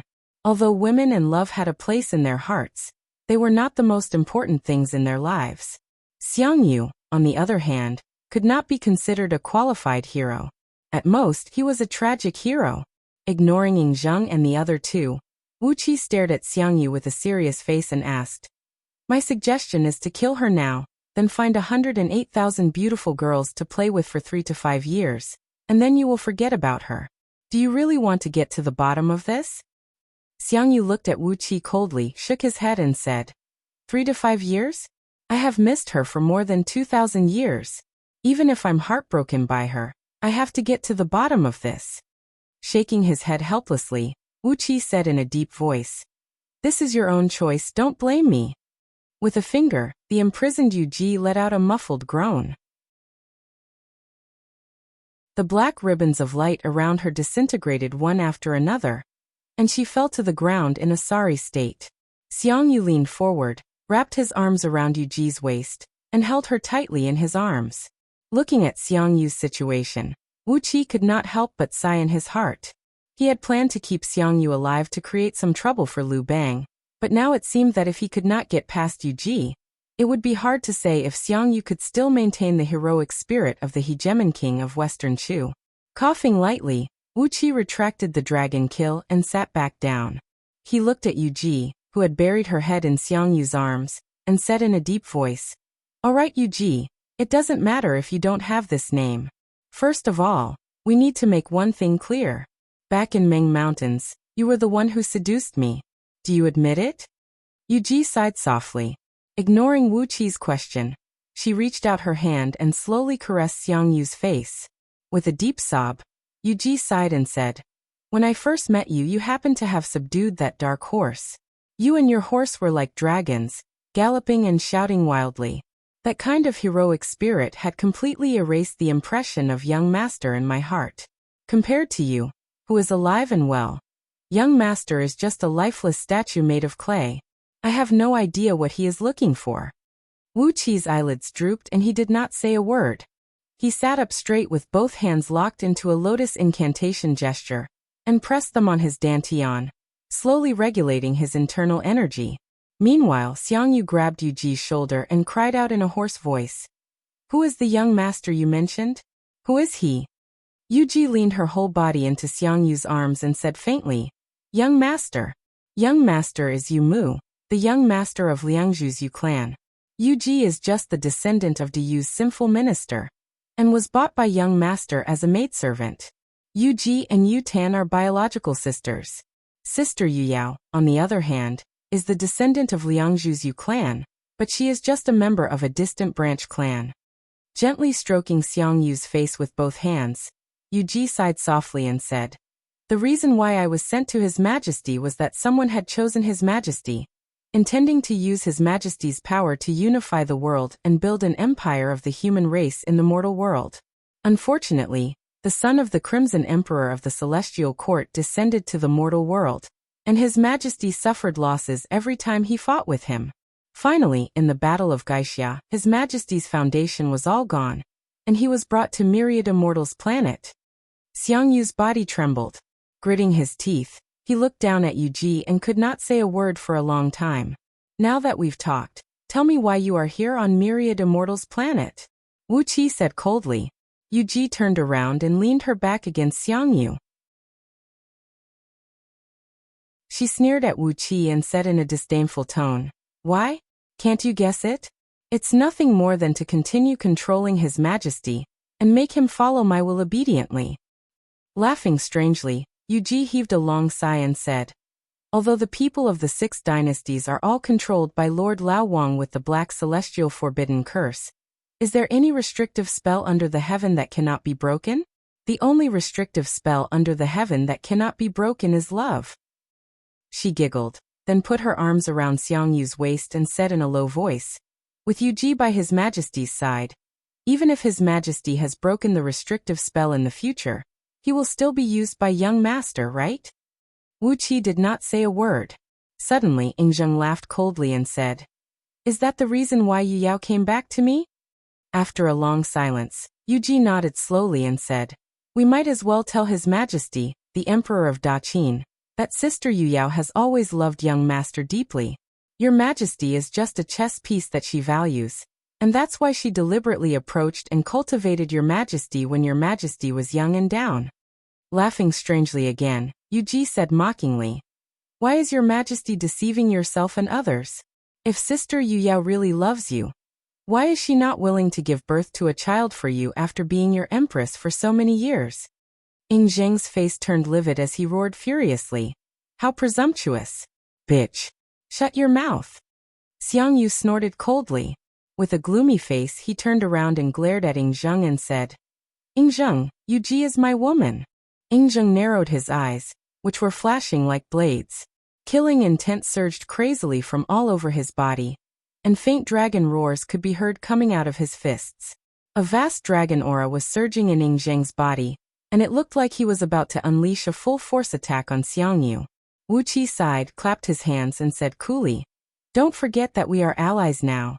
Whoever dares to stir up an internal strife, I'll wipe out his entire clan. If you don't believe me, you can give it a try." Ing Zheng's aura stagnated. He glared angrily at Yu Ji, then slowly took a few steps back and sat back in his seat. He did not look at Yu Yao again, as if she were a dead object hanging in midair. Even his face had returned to a calm expression, the kind of calmness that an emperor should have, where he had nothing on his mind, the kind of calmness that was as lifeless as a deep and quiet lake in the depths of the mountains. Huang Xie and Li Yuan exchanged a glance. Li Yuan shook his head lightly, while Huang Xie returned to his seat with a smile on his face. Yu Ji had already told them their background. Wouldn't it be too stupid to keep such a dangerous woman by their side? Wei Wuji, who was sitting off to the side, picked up a teacup and took a sip of tea. Stroking his beautiful mustache, he nodded at Ing Zheng with a smile and said, "It's useless to keep such evil girls around. It's better to get rid of them as soon as possible. His Majesty Ing Zheng and Duke of Chunshan are really decisive. Hee hee, what a pity for 2 beautiful women." Wei Wuji's tone was frivolous, as if Yu Yao and Yu Tan were 2 piles of worthless trash, and their life and death could be decided with just a word. All the eyes in the Great Hall, including Wu Qi and Ao Buzin, were fixed on Xiang Yu. There was no doubt that Great Chu was an indispensable and important part of the 6 states, and the power that Xiang Yu represented was half of Great Chu's current territory. If anything happened to Xiangyu, even those who did not get along with him in the past would feel a little regretful. Suddenly, Wuxia cried out. As a man, how stupid can you be to hesitate for the sake of a woman? Wuxia, if you dare to talk nonsense again, don't blame me for being ruthless. Xiangyu cried out in a low voice. Immediately, Wuxia shut his mouth tightly. He picked up the teacup and swirled it around his lips, then slammed it heavily on the table in front of him. Standing behind Wuqi, Ao Buzan squinted at Xiangyu and murmured. He is willing to die for the sake of a woman? TSK, doesn't that mean Lao Tzu is going to die several hundred times a day? TSK, with a spear in hand, I have a beauty. As long as my body can withstand it, why should I worry about not having a beauty? The great hall was filled with clamor for a while, and then returned to its deathly silence.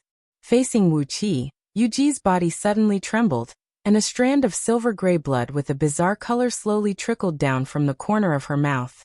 She said in a low voice, Your Majesty, the reason why I want to use Wuqi to hurt you is so that Your Majesty can absorb Chiyo's blood essence in a fit of rage, and then refine the true form of Chiyu. Looking at the silver-gray blood trickling down from the corner of Yuji's mouth, Wuqi sighed and said, I didn't notice it before, but now that I've made a great improvement in my cultivation base, I found that Xiangyu is the only one who has lifted the black celestial forbidden curse. Do I need him to break the curse with Chiyo's blood essence when he is in a fit of rage? Yuji chuckled and said indifferently, I still need to use my own energy essence to guide it.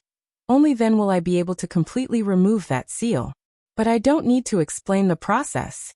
Now that Your Majesty has lifted the curse, the 6 states can no longer accommodate me and my sisters. I'm very tired, so it's time for me to go. Xiangyu was startled. He turned Yuji around, and when he saw the strange silver-gray blood trickling down from her mouth, his body began to tremble violently. Trembling, he looked at Yuji, whose life force was quickly disappearing from her eyes. Suddenly, he shouted at Wuqi at the top of his voice, Save her. I'm willing to serve you. Wuqi was stunned. Xiangyu cried out again, Save her. I know you can save her. Save her, and I'll work for you for the rest of my life. The great hall fell into a dead silence. Yingzheng and Wuxia's faces were extremely unsightly.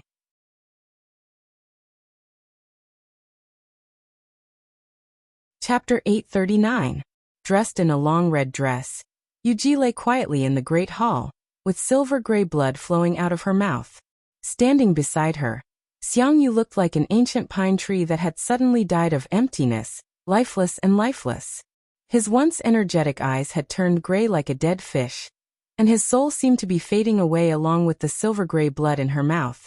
Squatting beside her, Wuqi carefully dipped his fingertip into the silver-gray blood, then carefully examined it with a few mystic arts of poison identification he learned from the Directorate of Celestials.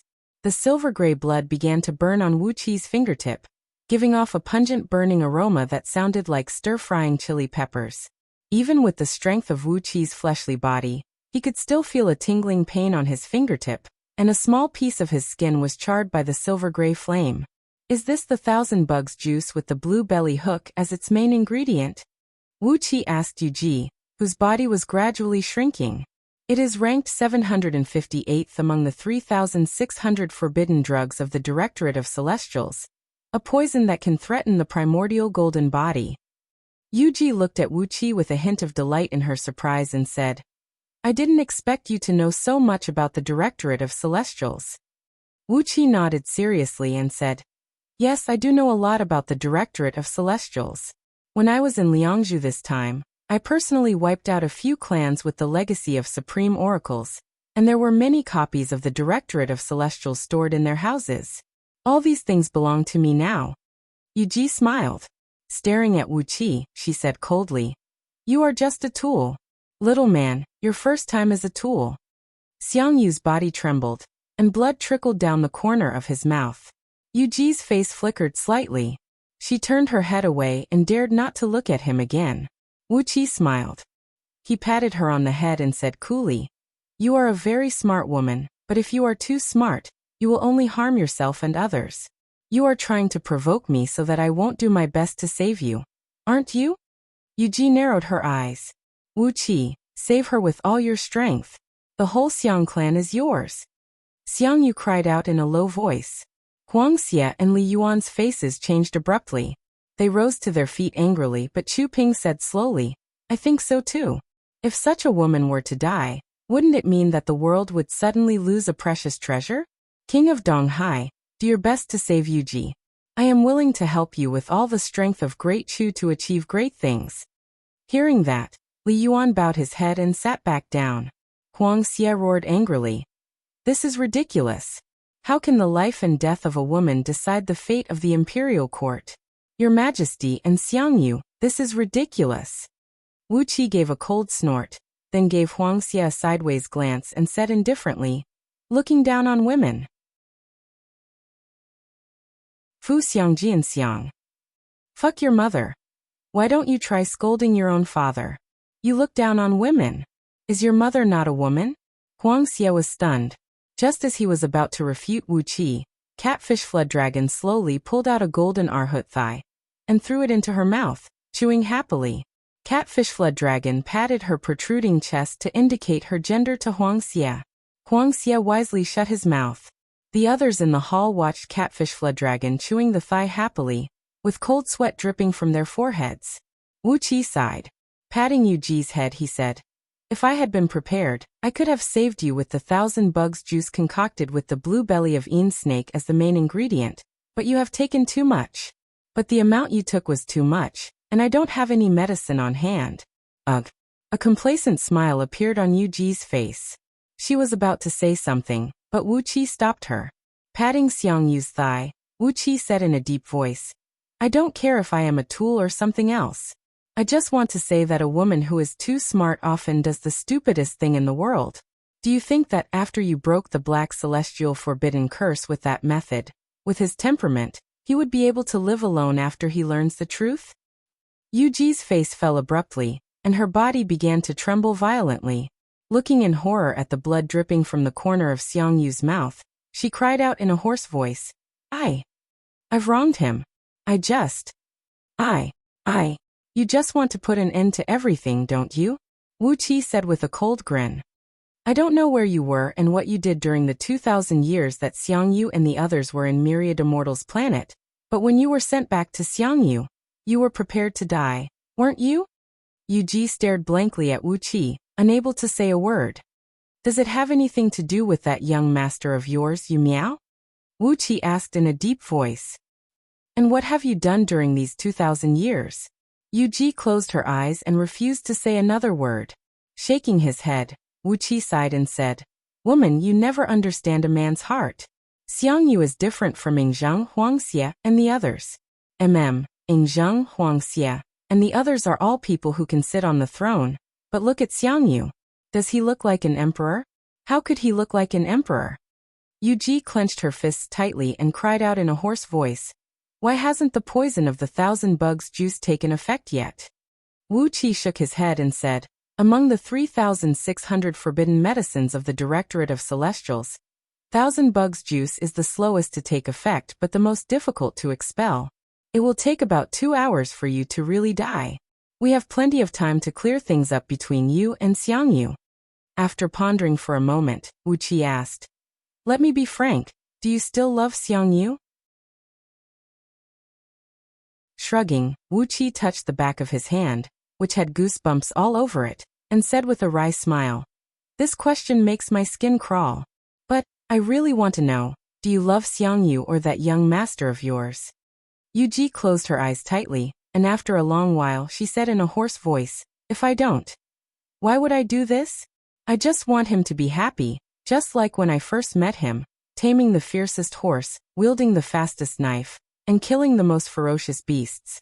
He should be a tiger roaming freely in the mountains, not a man who is imprisoned by restrictive spells, and is at the mercy of others at any time.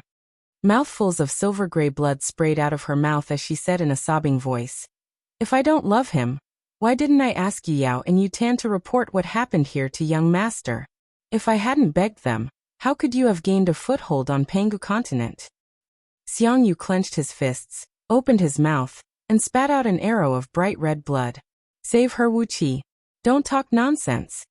Looking up at Xiangyu, who was like a mad tiger, Wuqi said coolly, "What's the hurry? 2 hours before the poison takes effect and he dies." "Well, to be honest, the poison of the 1,000 bugs juice." "Well, can you wait for me to finish? With such an impatient temper, no wonder you were robbed by Liu Bang years ago." Xiangyu was so angry that his face turned blue. He screamed and jumped around in the great hall for a while, then came panting to stand next to Wu Qi, staring at Yu Ji with his teeth clenched.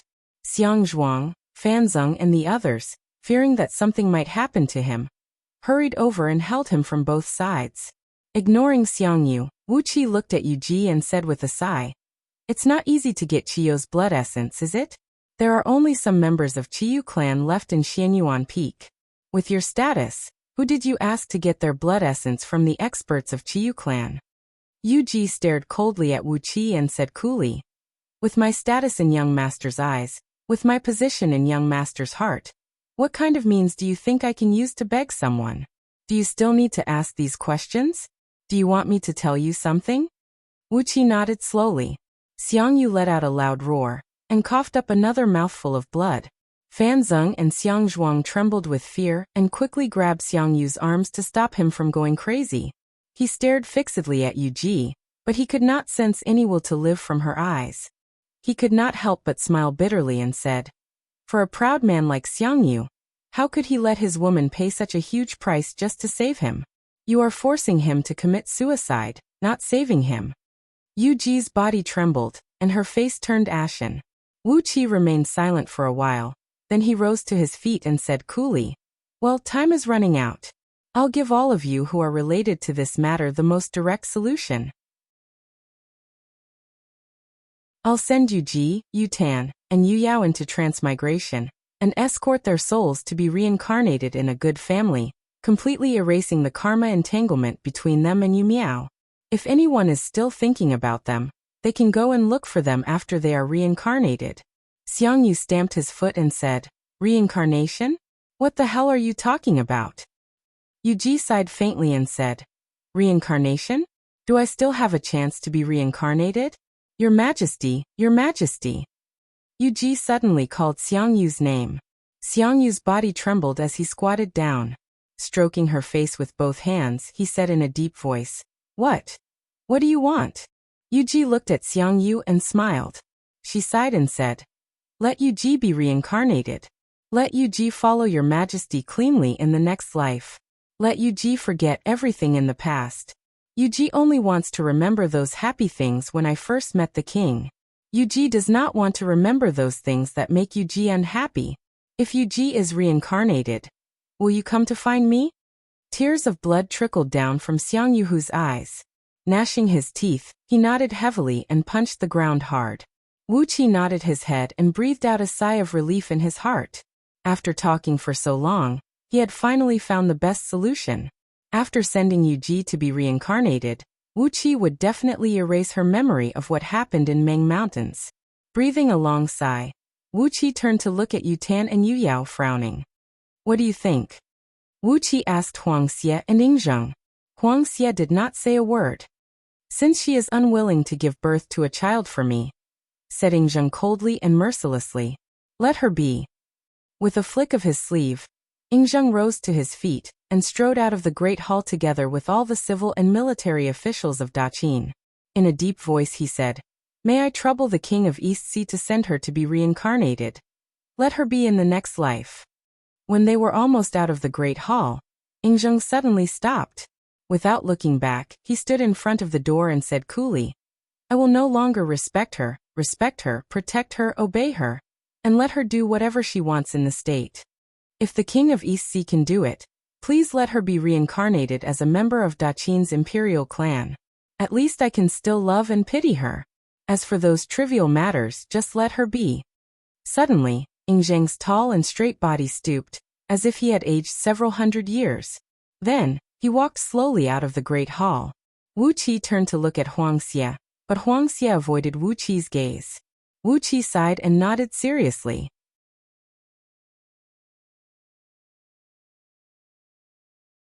Chapter 840.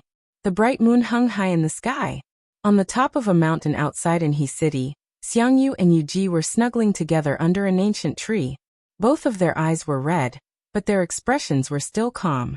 After all, Wuxia had just assured them that as long as some specific marks were added to Yuji's soul, Xiangyu would be able to find her easily after she was reincarnated. Yu Tan and Yu Yao were standing next to each other, their faces extremely unsightly. But in comparison, Yu Yao's face still had a trace of human vitality, and she was whispering something to Hu Hai. Yu Tan's face, on the other hand, looked like a dead person, completely bereft of all life. Hu Hai, the prince of crime of Daqin, was curled up in a dark prison cart, which hovered in front of Yu Yao. With a hint of madness in his voice, he was telling her what Ing Zheng had asked him to bring. Yu Yao's body was trembling slightly, and 2 lines of tears were rolling down her cheeks. Occasionally she would wave her arms violently and argue with Hu Hai. Only Yu Tan was ignored. She stood alone under an ancient pine tree, staring blankly at Yuji, who was accompanied by Xiangyu, and Yu Yao, who was being talked to by the sun sent by Ing Zheng. Yu Tan stood there blankly, as empty as a paper doll. The night breeze blew across her dress, as if to blow her up into the sky. Wu Qi, who had been watching quietly from the side, walked up slowly and cleared his throat. I still remember the 3 questions you asked me years ago, Lady Yu Tan. Yu Tan's body trembled. She dared not to look at Wu Qi, but just bowed her head and sighed. After a long while, she said faintly, "In fact, we sisters have let you down. We should have informed him about what happened here, but..." With a chuckle, Wu Qi said coolly, "Fortunately, you didn't tell your young master about the people of the 6 dynasties coming to Pangu continent. Otherwise, the Yu clan in Liangzhu would have been wiped out a month ago. You should know that I am now the king of East CDU.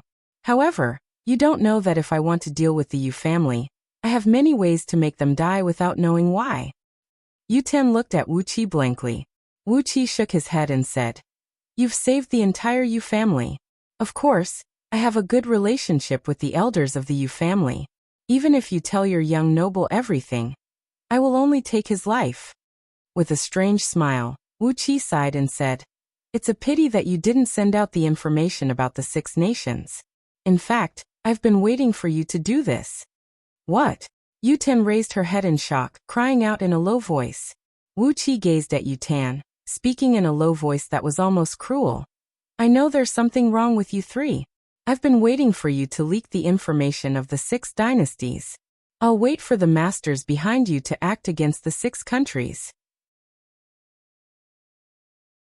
I'll wait for the emperors and ministers of the 6 countries to be forced into a corner. Then, I'll smoothly and logically take over their forces. It's a pity that Yuji begged you not to do that." Yu Tan stared blankly at Wu Qi, as if Wu Qi was an evil ghost. Shaking his head lightly, Wu Qi said in a deep voice, "Look, just a few words from me have frightened you. How could Grandmaster Yu Tan, whose name had shaken Great Yin in those years, be frightened by a few words from me? In fact, all of you are nice girls, but you shouldn't do these things." Wrapping his arms around Yu Tan's body, he gently planted a kiss on her forehead. "Girls are meant to be loved and caressed," he said in a low voice, "and you shouldn't be treated as tools. That Yu Zong will die.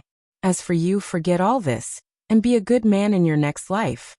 The moonlight shone like water, just like what had happened in a courtyard in Ji City a long time ago. Yuing looked at Wu Qi's face, which was still as young as a teenager. For a moment, she was bewildered. 2 streams of tears rolled down her cheeks as Wu Qi sighed and said, "I will try my best to control Yu Yao to reincarnate as a member of the Daqin imperial clan within 100 years, but I don't know when she will be reincarnated. You and Yuji, I will make sure you become real sisters in your next life. Actually, I think Xiangyu is a good guy." After calculating with his fingers for a while, Wu Qi smiled at Yu Tan and said, "Although he is a man who is a little impulsive, a little reckless, a little too loyal to his friends, and a little too easily trusting of others, and a little too thin-skinned, he is a man who knows how to behave himself. But at least he was still sincere to his woman. So in your next life, you and Yuji should be twin sisters. Oh, don't tell him who you are, let him marry both of you." Yu Tan stared at Wu Qi with her mouth agape. This is absurd," she stammered. Patting Yu Tan's head forcefully, Wuxia laughed strangely and said, absurd? As long as he is better than Wuxia, the 4 young masters of the Warring States period. TSK, I still need to settle the score with Lord Longyang, but this Lord Chunshan. Hee. He let out a few strange laughs, then gave Xiang Yu a malicious look, who was hugging Yu Ji and murmuring sweet nothings. Suddenly, he breathed out a heavy sigh and said, this guy can kill people, can set fires, can conquer the world, and can even coax women. TSK, he is a man of the highest grade. You will not suffer if you follow him. Believe me, in your next life, you will follow him wholeheartedly. Yutan narrowed her eyes and pondered for a while. Suddenly she laughed and said, if that is what you said, then I'll try my best. Sighing softly, Yutan looked up at the bright moon in the sky and said, I'm really tired. When I asked those 3 questions, I was already tired. But I can't stop, there's no way I can stop. My life is given by my young master. If I stop, I don't know what to do. Stroking Yutan's long hair, Wuxia said in a deep voice, nonsense. Your life is given by your father and mother. What does it have to do with your young master? If you're tired and can't find what to do, find a new goal for yourself. Live well, live happily. You've been miserable in this life, so in your next life, you must live well. Just do whatever you want to Xiang Yu. He won't mind getting a beautiful woman for no reason, will he? After murmuring for a while, Wuxia threw out a zither, smiled at Yutan and said, today is a good day. What do you think, Miss Yutan? Yutan sighed softly and smiled.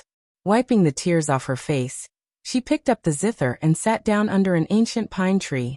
She carefully adjusted the zither for a while, then played a melody of nature with her jade-like fingers. It was like a bright moon shining high in the sky, like a clear spring in the wild, like a gust of wind blowing through the pine forest, like a crane crying in the sky. The zither melody rang out, and even Wuxia, who was talking to Yu Yao nervously, was taken aback, throwing a few curious glances over. Seeing that Yutan was playing the zither with a smile on her face, Wuxia said to Yu Yao carelessly, look at her, she's so happy to die. Why are you still nagging? The sooner you die, the sooner you can reincarnate. My imperial father said that if you become my younger sister in your next life, I'll treat you well. Wuxia snorted coldly, then turned and walked away like a dark cloud. While walking, he said nervously, if you were willing to give birth to a child for my imperial father and stay by his side, perhaps the empire of Daqin would be stable forever, and the empire would still exist until today. I didn't expect you to be a spy sent by an outsider. What a waste of my imperial father's sincerity to you. Looking at the bright moon in the sky, Wuxia suddenly heaved a long sigh and said, Senior Audiobook is right. For women, the time they spend in bed is the most precious. Once they get out of bed, it's best to throw them as far away as possible. This is truly a wise saying. Wuxia nearly fell to the ground. How did Wuxia hook up with Audiobook in such a short time? Looking at Wuxia with a flicker in his eyes, Wuxia suddenly laughed. Wuxia was a good material, and if he could be taught well, he would be of great use. At least, he was much more fun than his elder brother, Fu Su. If Wuxia wanted to cultivate a spokesperson in Daqin, who would be more suitable than Wuxia? Amidst the beautiful and ethereal music of Yutan, Yu Ji nestled in his arms with a faint smile on her face. Silver-gray blood oozed out from every pore on her body, and her fragrant and delicate body quickly turned cold and stiff. In just a blink of an eye, the beautiful woman had turned into a translucent silver-gray crystal. Wuxia waved his hand, and Yu Yao and Yutan gave a muffled snort at the same time. Their foreheads split open, and a wisp of their souls flew out.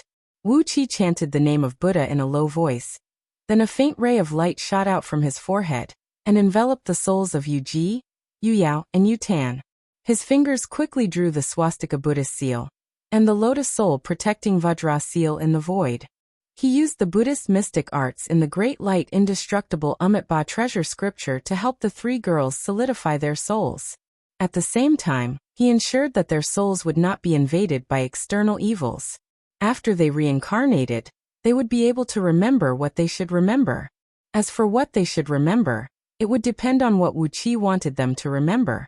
Those painful, troubling, unbearable, sad, and all the negative memories were erased by Wuxia. Just like Yuji, apart from the part where she drew her sword and committed suicide in the Battle of Wuxia, all the other bad memories were gradually blurred under the illumination of the Buddha's light. All the blurred memories had turned into a thread of well-tempered affection, firmly attached to Xiangyu. Wuxia had also done the same thing to Yutan's memory, which was enough to ensure that she would have a good impression of him after reincarnation. As for Yuyao, Wuxia did not want to destroy the current tacit understanding between him and Yingzheng, so he only erased the things that should be erased, and did not do anything else. After making some adjustments to the three girls' souls, Wuxia did not hesitate to consume his own soul source, extracting a thread of soul source energy, and injecting it into the girls' souls. The thread of soul source energy Wuxia had now was by no means insignificant. If converted, it was roughly equal to the strength of an immortal soul of a peak stage heaven immortal. After being generously bestowed by Wuxia, the girls' souls suddenly emitted a faint golden glow, which made their souls extremely stable. They no longer had to worry about any accidents when they were reincarnated. When Xiangyu saw the changes in the girls' souls, he cupped his fist gratefully at Wuxia and said, "Thank you." Although it was just two simple words of thanks, Wuxia could hear a heavy responsibility from them. Smiling and nodding at Xiangyu, Wuxia did not want to waste any more time. He tore open the void and threw the girls' souls into the netherworld where the 6 paths of reincarnation was located. His enormous divine will transformed into an invisible net and smashed into the depths of the netherworld. Wuxia was going to open the gate of reincarnation for the girls' souls, sending them straight into the transmigration and reincarnate according to Wuqia's will. All of a sudden, a huge hand shining with golden light whizzed over from the void and grabbed the 3 women's souls. Wuxia was taken aback, and then he roared out at the same time as Xiangyu, who had witnessed everything.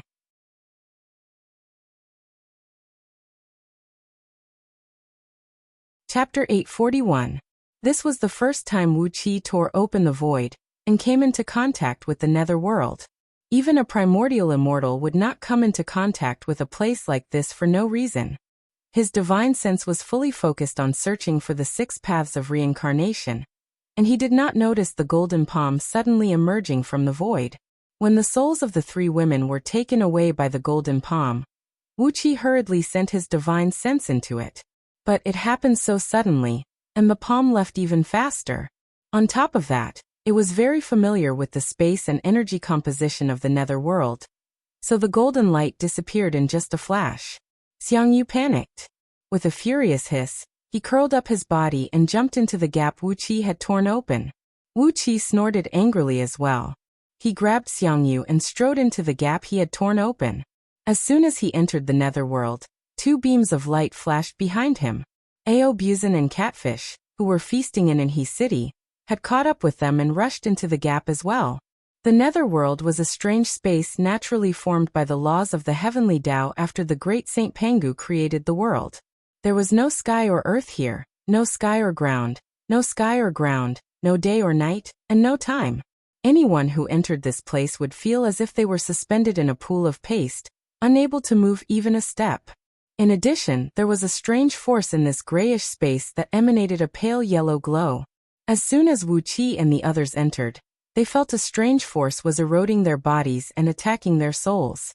The force was cold and evil, invisible and traceless, but it was real. Before they could adapt to the various strange things in this world, Wuxia took Xiangyu and flew in the direction where the golden palm had disappeared. They flew at high speed all the way. There was no air or spirit chi that cultivators were familiar with here. What filled the void around them was a bone-chilling evil energy. Amidst the deep death chi, there was a vigorous life force. However, within that life force, there was also a sense of death that was about to wither. The concentration of the energy was so high that it condensed into a thick fog in the void. The pale yellow fog prevented Wuxia and the others from flying, and it took them 100 times more energy to transform into beams of light and fly forward than on Pangu continent. The deep sound of waves was faintly heard, and a great suction came from several directions. Wuxia fixed his eyes on that direction, and saw a dark yellow ocean in the far distance. Huge waves rose from the boundless ocean from time to time, and countless ghosts were soaked in it, howling and struggling, but they could not break free from the sticky liquid. In the depths of the ocean, some strange-looking creatures were gradually growing, and some adult strange creatures were running back and forth with iron tridents in their hands. From time to time they would pick up a few ghosts and stuff them into their mouths. As they chewed, the miserable howls of the ghosts could be heard by Wuxia and the others, piercing their ears like awls. The Nether, the Yellow Spring. This was the legendary Yellow Spring, and those strange creatures were the native creatures of the Netherworld, the Yakshas of the Netherworld? If one could enter the Yellow Spring without dying, he would reach the legendary Nether Blood Sea, which was the condensation of the foulest energy between heaven and earth.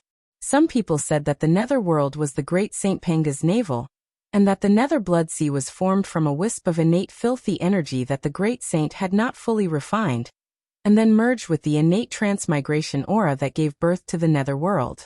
Wuxia gave the Yellow Spring a deep look, then said in a deep voice while pulling Xiangyu and flying at top speed, "I have a chapter of Blood Sea Grand Magic with me. If you cultivate it with the banner of Qiyu and the Qiyu Fiend technique, as well as the fact that I can touch your cultivation base and pass down my cultivation base to you, you will have a very strong cultivation base in the shortest time possible. Well, in a year or two on Panga continent, I can make you a peak-level gold immortal. Are you interested?" Xiangyu's answer was very straightforward. "I'll save you Ji and send her safely into the transmigration. I'll listen to you." Wuqi's answer was also very straightforward. "That's a deal. I'll wipe out the whole clan of whoever took their souls." A murderous gleam shot out of Xiangyu's eyes. Ao Buzin, who was listening to the conversation between Wuqi and Xiangyu, roughly figured out what was going on. He could not help but sneer and say, I was wondering what was going on. As for who could snatch people in the Netherworld, who else could it be other than that group of baldies? Even the Celestial Court does not have the mood to interfere in the transmigration. Only those baldies have the guts to do so." Wuqi snorted coldly, while Xiangyu gnashed his teeth and said, "If anything happens to you Ji, I'll slaughter all the baldies in the world." While they were talking, Wuqi had gone far into the distance. Along the way, hundreds of huge yakshas, riding on all kinds of strange and ferocious beasts, soared into the sky, trying to kill Wuqi and his companions as food. Unfortunately, these yakshas had encountered a higher existence in the food chain who was fiercer than them. Catfish swung her hammer and smashed these yakshas and ferocious beasts to pieces, then grabbed them and stuffed them into her mouth.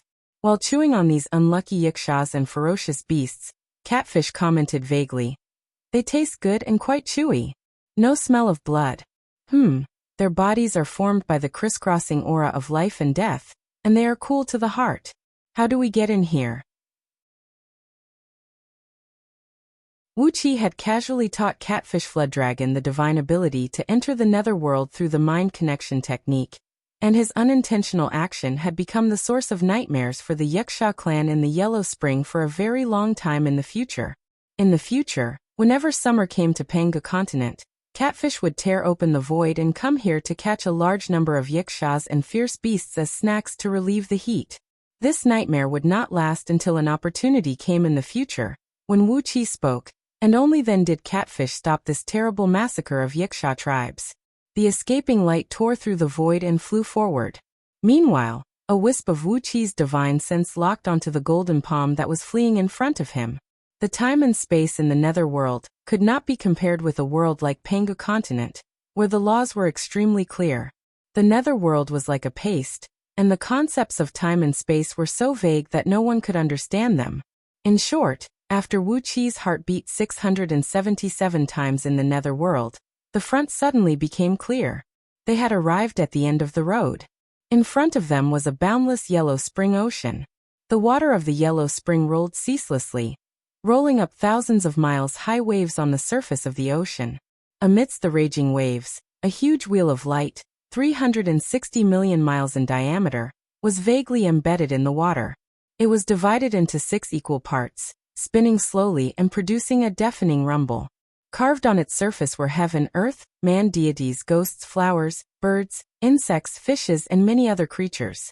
It was black and white in color, emitting a black and white spirit light that illuminated the sky, forcing the surrounding yellow spring to churn and form countless whirlpools. The shockingly huge waves were caused by the impact of the black and white spirit light. As they slapped heavily on the surface of the yellow spring, the collapse of each wave shook the surrounding void. Countless ghosts soaked in the yellow spring, wailing and screaming as they rolled toward the huge wheel of light. Countless beams of black and white spirit light shot out of the wheel, each corresponding to a ghost. Attracted by the black and white spirit light, the ghosts were sucked into the 6 parts of the wheel of light and disappeared without a trace. This was the 6 paths of reincarnation, the place where the souls of all the living beings in this world created by Great Saint Pangu reincarnated. What Wuxia and the others saw was that in just a second, trillions of souls had been sucked into the 6 paths of reincarnation. At the same time, countless more ghosts were sucked into the wheel of light from all directions, roaring and howling furiously. But what was shocking was that, around this enormous wheel of 6 paths of reincarnation, about 1,000,000 miles away, a few huge mountain ranges that stretched for tens of millions of miles grew out of the yellow spring. No matter how the water of the yellow spring pounded against them, they remained motionless. On the tallest hundreds of mountains in the giant mountain range, there was a Buddhist light shrouding them. Countless lotus ponds and Bodhi forests formed a graceful Buddhist garden. Buddhist monasteries were scattered all over the garden, and the chanting of sutras could be heard coming from each of the monasteries. 800 Buddhist bodhisattvas, clad in kasayas that were as clean as water, sat cross-legged on white lotus thrones and hovered in midair. Their bodies emitted a boundless light that illuminated the void. Wherever the light passed, the water of the yellow spring turned as clear as a mountain stream, and even the ferocious yakshas obediently put down their weapons and knelt on the surface of the water to worship. Below the 800 bodhisattvas were 108,000 golden arhats standing on lotus flowers. These arhats were chanting mantras, and as their saliva splashed everywhere, lotuses appeared out of thin air. As long as a ghost above the yellow spring cried out the name of Buddha, a lotus sprayed out from the mouth of an arhat would gently fall and touch the ghost's forehead. With just a touch, the ghosts would emit a Buddhist light. For those with a weak Buddhist light, 3 to 5 lotuses would escort them into the 6 paths of reincarnation, where they would choose a rich and kind family to be reincarnated. For those with a strong Buddhist light, a golden arhat would descend personally to bring them out of the yellow spring, purify them with the power of Buddha, and send them to a garden temple on the mountain for further cultivation. There were also a few ghosts who emitted a boundless light after being touched by the lotus, and sometimes, their power was no weaker than that of the golden arhat. If one encountered such a ghost, a bodhisattva would descend from the sky and reach out both hands to bring the ghost out of the yellow spring. A lotus would bloom slowly in the palm of the bodhisattva, and inside it was the pure land of Buddhism. Generally, these ghosts would step into the Buddhist kingdom in the palm of the bodhisattva, and from then on, become immortal and enjoy the happiness of the Buddha. The golden palm that Wuxia and the others were tracking swayed across the sky and transformed into a 3 feet tall golden arhat. He flew respectfully to a 30 feet tall bodhisattva, and handed over the souls of the 3 girls, who were glowing with a strong golden light and emanating a strong aura of the Buddha, to the bodhisattva. Wuxia slapped himself on the forehead angrily. How stupid he was. It was known to all the immortals in the universe that the Buddhist League could control part of the transmigration power of the 6 paths of reincarnation. How could he have overlooked this fatal problem? He had strengthened the souls of the 3 girls, and even purified them with the divine power of the Buddhism League. Wasn't this forcing these almighty experts of the Buddhism League in the netherworld to snatch them away? Flustered, Wuxia snapped, "Bald donkey, put the 3 girls down." Wuxia used all his strength to roar, which immediately shook the water of the yellow spring in all directions and set off huge waves that were tens of thousands of miles high. On the mountain, 800 bodhisattvas and 108,000 arhats looked over at the same time.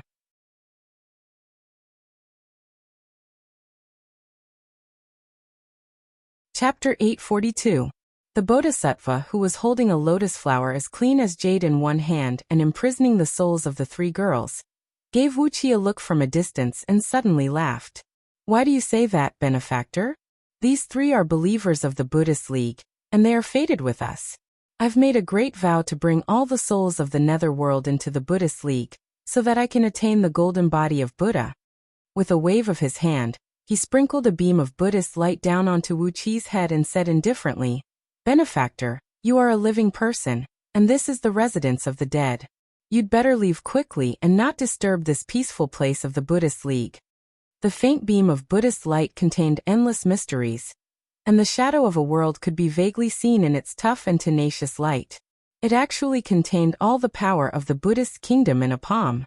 Although the light was still tens of miles away from Wuqi, the tremendous pressure that came rushing at them had torn the clothes of Wuqi and his companions to shreds.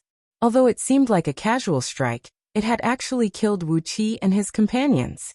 The power of the Buddhist kingdom in a palm was enough to suppress an ordinary gold immortal, and no matter how strong one was, he or she would be forcibly suppressed by it. As for where they would be sent, and what kind of treatment they would receive after being suppressed, only the people of the Buddhist League knew. As the bodhisattva struck, the other bodhisattvas and arhats joined their palms together and chanted, "Great merciful Ksitigarbha Bodhisattva of the Six Paths of Enlightenment." As the bodhisattva and arhats chanted, the power of the beam of Buddhist light suddenly skyrocketed by 10,000 times. The bodhisattva who struck was only at the level of peak bodhisattva, and there was still a slight gap between him and the realm of Buddha. He was also the one with the highest cultivation base among the 800 bodhisattvas. The cultivation base of the other bodhisattvas was far weaker than his, and the other four strongest bodhisattvas were only as strong as third-tier gold immortals. But after the beam of Buddhist light skyrocketed by 10,000 times, the suppressive force was no different from a casual strike of an ordinary Buddha. He could actually unleash the strength of a Buddha with the body of a bodhisattva. Wuqi snorted coldly. His body abruptly expanded to nearly 1,000 meters tall. Dense dragon scales emerged from his skin, and the pair of dragon horns on his forehead shone with a dazzling, seven-colored light. He threw his head back and let out a long roar, causing the yellow spring to sway with great waves as he raised both hands to meet the beam of Buddhist light. I've long heard that the Buddhist Dharma is vast and profound. Today let me experience it for myself. The Buddhist light gently fell on Wuqi's hands, and a huge pressure fell on his head. Even with Wuqi's cultivation base, the cloud under his feet couldn't help but sink, and he almost fell into the yellow springs. A large sheet of Buddhist fire, as clear as glass, silently gushed out of the Buddhist light, wrapping around Wuqi's body and burning quietly. The dragon scales on the surface of Wuqi's body glowed with a purple-gold light, intertwining with the fire and producing a muffled explosion from time to time. Vaguely, an extremely gentle and generous voice rang out in Wuqi's ears. The voice kept persuading Wuqi to turn over a new leaf and submit to the Buddhist League, persuading him to lay down his butcher's knife and become a Buddha. The voice kept seeping into Wuqi's spiritual sea, but any sound waves that seeped into Wuqi's spiritual sea were devoured by Wuqi. This was the divine ability of the Buddhist League, a divine ability that transformed the supreme power of the Buddhist League into a wisp of sound to guide people into the Buddhist League. The essence of this divine ability was the purest Zen power of the Buddhist League, with the domineering power of the myriad harmonization grand magic that Wuqi cultivated. When this Zen power penetrated into his body, wasn't it the same as sending him a tonic? Holding the heavy Buddhist light with both hands, Wuqi let the divine ability of the Buddhist League continue to pour into his spiritual sea. Like a glutton, his divine soul excitedly opened its mouth to devour this pure Zen power, constantly digesting it to nourish itself. The stalemate lasted for a full quarter of an hour. When nearly half of the arhats on the mountain were so thirsty that they couldn't speak, and their faces began to turn pale, Wuqi finally waved his fist and shattered the Buddhist light above his head. The power of a realm was forcibly shattered by Wuqi. When the Buddhist light was shattered, the lotus throne on which the bodhisattva sat made a crisp sound, and a long crack suddenly appeared on one of the lotus petals. Wuqi laughed strangely. These monks went for wool and came home shorn. The arhats, who had ugly expressions and could not even speak, were the unlucky ones who had injected their Zen power into the Buddhist light of the bodhisattva, transforming it into the divine ability of the Buddhist light to attack Wuqi. The divine ability of the Buddhist light they used to attack Wuxia was completely digested by Wuxia in just a quarter of an hour. At this moment, their minds were empty, without a trace of psyche power. If they wanted to recover their peak cultivation, they would need at least 3 to 5 months to recuperate. After draining the psyche power of tens of thousands of arhats and shattering the Bodhisattva's lotus throne, Wuxia folded his arms across his chest and sneered at the Bodhisattva. Release the souls of the 3 girls and let me escort them to reincarnation. Then, give me a reward that is enough to satisfy me, and I won't pursue the crime of offending you today. Otherwise, I'll smash your bald heads and destroy your Taoist right temple. Let's see how you Buddhists are going to meddle in the affairs of the 6 paths of reincarnation. As Wuxia let out a cold laugh, the dark celestial tower silently emerged from the top of his head. Countless beams of silver-purple starlight shot down from it, condensing into tens of thousands of stars the size of water tanks and spinning ceaselessly in the void. The rumbling of the stars went straight into one's internal organs, making one's heart, liver, and lungs tremble. The Bodhisattva's face flickered slightly. The lotus flower in his palm turned into a wisp of white light and disappeared into his palm, along with the souls of the 3 girls. He had forcibly brought the souls of the 3 girls into his Buddhist kingdom. It was obvious that he did not want to hand them over. Laughing coldly, the Bodhisattva, who was clad in a kasaya, adorned with golden pearls and pearls, a golden mandala flower on his head, and a pink lotus flower on his shoulders, said in a cold voice, "May I know which Lord of Du you are? Why have you intruded into the Buddhist League's tranquil land and disturbed it? Why don't you leave now? Are you trying to cause a conflict between the Buddhist League and Du?" Wuxia was struck dumb. With the dark celestial tower hovering over his head, he could exercise the dragon kill. With this appearance he had killed 3 Buddhas, robbed Buddha Futu, and killed tens of thousands of cultivators of the Buddhist League. His appearance should have been widely known in the Buddhist League, shouldn't it? And yet, this Ksitigarbha Bodhisattva Ksitigarbha did not know who he was? Moreover, he only accused Wuxia of trespassing into his Buddhist League's tranquil land. Why didn't he say that his men had kidnapped Wuxia's people? With a cold snort, Wuxia clenched his teeth and said, "I'm the king of East Sea of Dayu. A few months ago, I was still the Marquis of East Sea province of Dayu Tanlang." Upon hearing Wuxia's title, the Bodhisattva just shook his head and said, "King of East Sea? I've never heard of your name. No matter who you are, as long as you leave the netherworld, I can forgive you for trespassing into the Buddhist League's tranquil land today." Wuxia was stunned. He looked at the Bodhisattva in astonishment. He was thick-skinned, but he refused to mention anything about Yuji and the other 2 girls.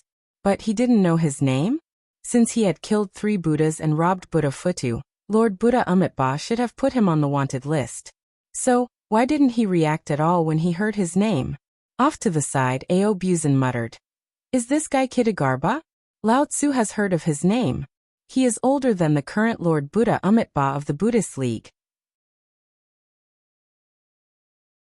No, he should be older than the Lord Buddha of the recent dozens of generations.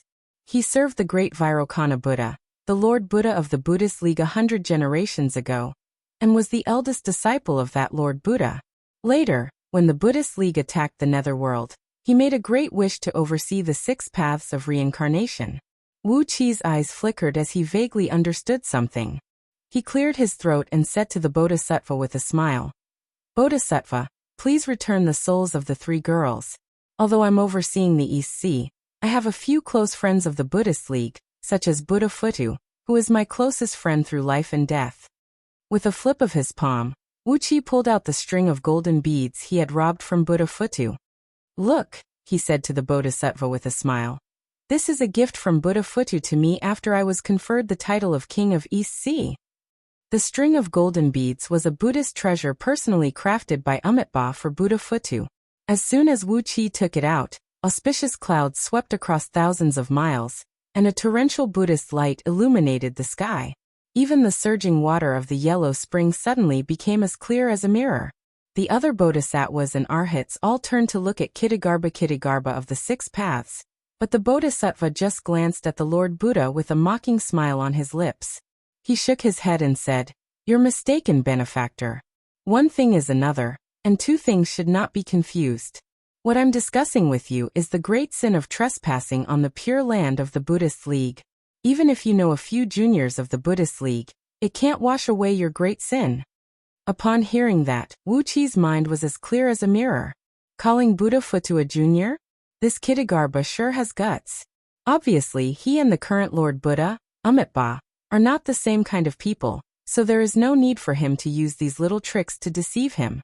After shoving the beads back into his interstitial world, Wuqi pointed at the Bodhisattva and snapped, "Bald donkey, I'll ask you one last time.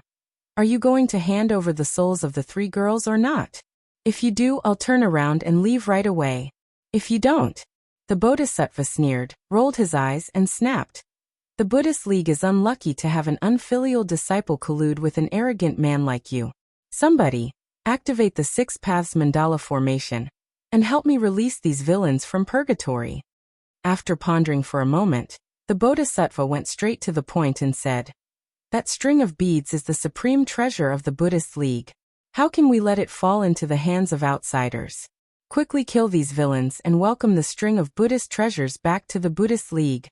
Aobuzin was so angry that he cursed, "Bald donkey, if you want to kill and rob, just say it. Why do you have to make it sound so nice?" With a clang, Aobuzin pulled out his custom-made machete.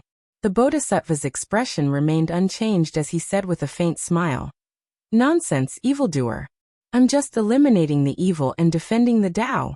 6 Paths mandala formation, arise." As the Bodhisattva gave a loud cry, a great sheet of light suddenly rushed out of the huge light wheel of the 6 Paths of reincarnation in the distance. The mountains under the feet of the Bodhisattvas and Arhats trembled, while dozens of giant beasts slowly broke out of the mountains and soared into the sky, slowly merging into the light wheel. A formation shaped like a mandala flower trapped Wuqi and his companions in it. Then, the Bodhisattva flew up into the sky with the other Bodhisattvas and Arhats, occupying all the vital points of the formation. Before Wuqi and his companions could say a word, flowers condensed from the Buddhist League's flame of purification fell like raindrops. A terrible heat swept over and burned Xiangyu's long hair into ashes. Without giving Wuqi and the others any chance to speak, Wuqi was shocked to see that these disciples of the Buddhist League were so overbearing and strong.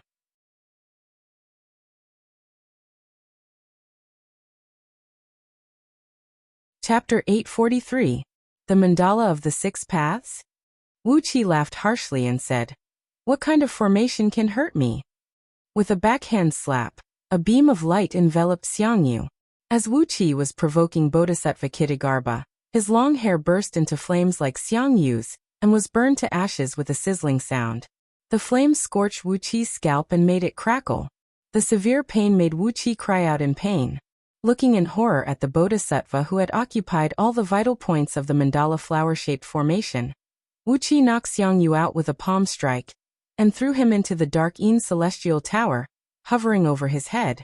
The chaotic energy in the tower rolled up Xiangyu, and he was thrown into Wuqi's interstitial world. Throwing his head back and roaring, Wuqi's body surged with dragon aura. His height soared to about 10,000 feet, and his muscular arms, which were densely covered with dragon scales, smashed down at the void. Large amounts of transparent ripples appeared in front of his fists. It was a sign that the void could not withstand Wuqi's terrible power, and was about to crack. But the Bodhisattva in the mandala formation chanted the name of Buddha in unison. Beams of Buddha light poured down, and the void, which was about to shatter, suddenly calmed down. Wuqi's 2 punches, which contained infinite power, were like stones thrown into the sea, only causing a slight ripple and no longer having any effect. "This is..." Wuqi sneered. Looking at Bodhisattva Kitagarbha, he said, "Fusing your Buddhist kingdom with the formation and controlling time and space with your own Buddhist dharma is indeed a good trick. But, how many punches can a mere Buddhist kingdom withstand from me?" The flame surrounded Wuqi, Aobuzin, and Catfish, burning the auspicious light rippling over their bodies and producing muffled crackling noises. The flame had a strange power, which could constantly weaken the magic power and spirit of Wuqi and the others. Even their divine souls in their spiritual oceans could sense the dreadful temperature of the flame. Wuxia was still fine, but Ao Buzin and Catfish Flood Dragon were frowning because of the burning pain in their divine souls. Bodhisattva Kittagarbha looked at Wuxia with a calm expression and said with a disapproving smile, "My Buddhist kingdom naturally cannot withstand a few punches from your highness. However, there are 800 bodhisattvas of Buddhism here, and each of them has condensed 3,000 Buddhist kingdoms. All the Buddhist kingdoms have been fused into one through the Six Paths mandala formation. Your Highness, can you destroy more than 1,000,000 Buddhist kingdoms with a single punch?" Wuxia was stunned. 800 bodhisattvas, and each bodhisattva had condensed 3,000 Buddhist countries? This group of evildoers was worthy of being people who didn't even give face to the current Lord Buddha. Some of the present Buddhas in the Buddhist kingdoms had only condensed 3 to 5 Buddhist countries, but each of these bodhisattvas had condensed 3,000 Buddhist countries. They were indeed the almighty experts of the Buddhist League who had served the Lord Buddha 100 generations ago. The Lord Buddha Vairocana. Their foundation was much stronger than that of the present Buddhas. There were a total of 2.4 million Buddhist kingdoms. Wuxia could not help but feel his head buzzing when he calculated the number. Quantitative change could produce qualitative change. Wuxia might be able to easily shatter 2.4 million individual Buddhist countries with a single punch, but when so many Buddhist countries were fused into one through the formation, Wuxia was not confident that he could do it. Moreover, the formation did not just fuse the Buddhist countries of these bodhisattvas into one. In the yellow spring, the huge 6 paths of reincarnation emitted a black and white light that illuminated the sky, and the 6 paths mandala formation was also filled with black and white light. Countless Vajra wheels of the Buddhist League were wheeling rapidly around Wuxia. Every time these Vajra wheels spun, Wuxia and his companions felt the magic power in their bodies vibrate violently. Each wheel was like a small black hole, emitting a great suction force to absorb the magic power of Wuxia and his companions, slowly wearing them down. The formation has also fused with some of the power of the 6 paths of reincarnation. Wuxia frowned as he looked at Bodhisattva Kittagarbha. Kittagarbha locked his hands into a lion seal and said slowly, "Your Excellency is indeed very smart. I've been guarding this place for countless eons. Although I can't become a Buddha because of my oath, I've mastered 30% of the mysteries of the heavenly Tao of the 6 paths of reincarnation. I've fused these mysteries into the 6 paths mandala formation. Unless Your Excellency has the mighty ability to break the reincarnation, you can't get out of this formation." The bodhisattvas of the Buddhist League all laughed. Each of them grinned, revealing 2 rows of white or golden front teeth. The power to break the reincarnation? Only existences in the realm of Tao reasoning could have the power to break the reincarnation.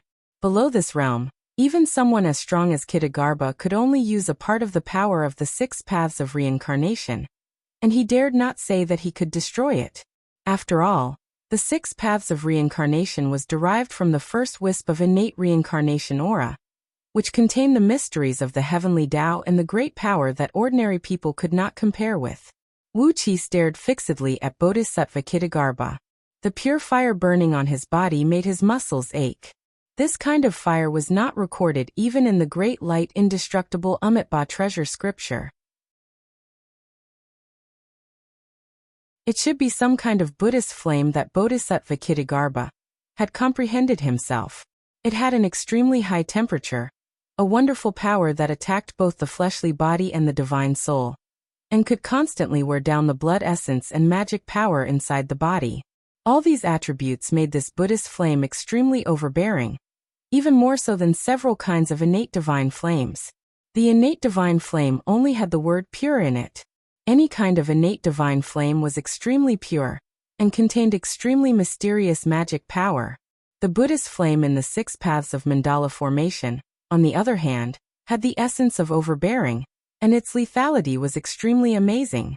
Bodhisattva Kittagarbha looked at Wuxia and laughed. He nodded and said, "Your Highness, there is another way out. I happen to lack an alms bowl holding Buddha by my side. If Your Highness is willing to condescend, I'll open the formation and let you out right now." Alms bowl holding Buddha was, to put it bluntly, a servant of the Buddhist League. His status was only slightly higher than that of the sweeping monks at the mountain gate.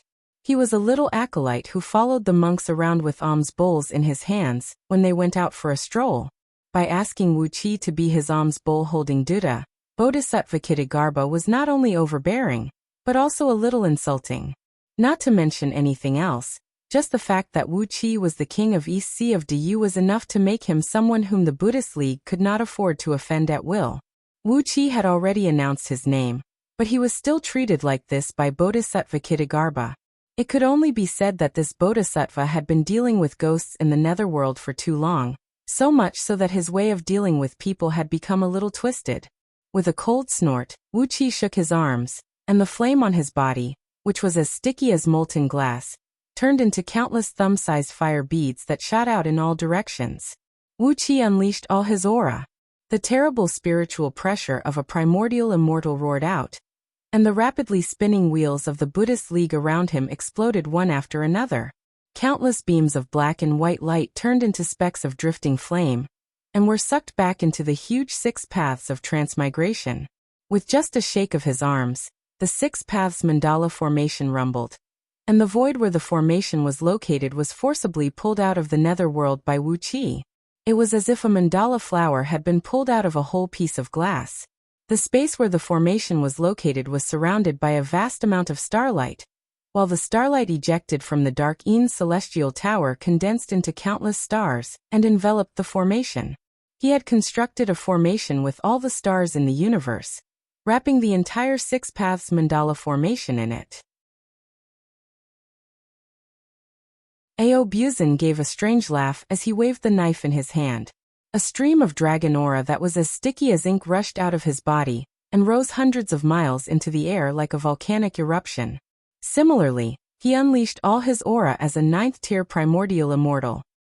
He did not bother to use the divine ability of dragons to summon wind and rain, but simply slashed at the 3 bodhisattvas above him with brute force.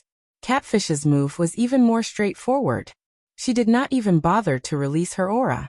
Instead, she pulled out her great hammer, gritted her teeth, and smashed it down with all her might at the heads of a dozen bodhisattvas standing on a mandala stamen. Bodhisattva Kitagarbha's expression was very interesting. He looked like a weasel stealing a chicken, who had suddenly turned into a phoenix. A fiendish phoenix contaminated by fiend energy. Even though he had practiced the Buddhist cultivation technique for so many eons, and had a rock-like state of mind, Bodhisattva Kitagarbha was frightened by Wuxia and his companions. Tao reasoning almighty experts, he cried out in a shrill voice. 3 Tao reasoning experts. The wheel of 6 paths of reincarnation in the distance trembled violently. 100 miles long beam of starlight burst out of Wuxia's eyes, which crushed the stars that enveloped the 6 paths mandala formation. The crystal-clear formation that looked like a mandala flower shattered on the spot, turning into a rain of light that drifted in the air. Countless cracks appeared on the lotus thrones under the feet of the 800 bodhisattvas, and for a moment, the Buddhist kingdoms in their palms were severely damaged. Audiobook slashed out with his long knife and cut 3 bodhisattvas in half at the waist. Catfish's hammer fell, and the brains of 18 bodhisattvas splattered everywhere. Wuxia gave a cold snort.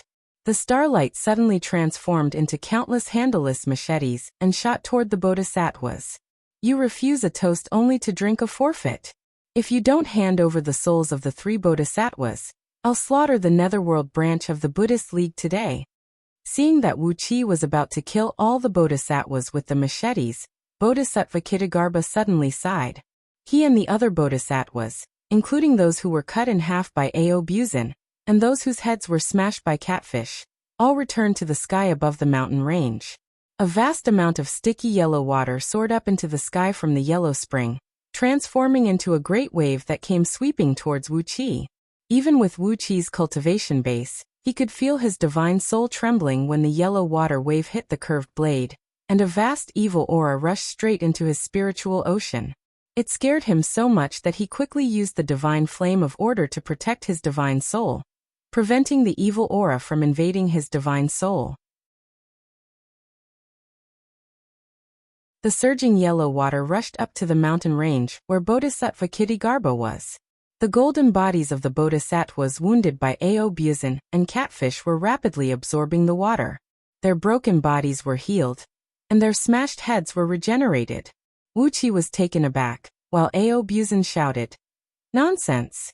The Buddhist League uses the water of the yellow spring to heal their wounds? How is that possible?" Wuxia was stunned for a long while, and then he suddenly stared at these bodhisattvas with his eyes wide open. With Wuxia's current cultivation base, unless the opponent's overall strength was more than 10,000 times stronger than him, he could see through almost all falsehoods with this pair of eyes. As he turned to look at Bodhisattva Kitagarbha, the world in front of him suddenly changed. Wuxia could not help but suck in a cold breath. Are these still the bodhisattvas of the Buddhist League? In the vision of the chaotic divine eyes, he saw that the bodies of all 800 bodhisattvas were dark golden in color. They were wrapped in the water of the yellow spring, and from time to time, dense black smoke seeped out of their bodies. Under their feet were not lotus thrones that looked like white jade, but red lotuses condensed from the fire of retribution. The light hanging behind these bodhisattvas was not the golden light of virtue of the Buddhist League, but the light of evil karma abandoned by the heavenly Tao. Among the 800 bodhisattvas in front of him, even if he killed any one of them, he would get more than 100 times more virtue than killing the sovereign. How much evil karma had they created?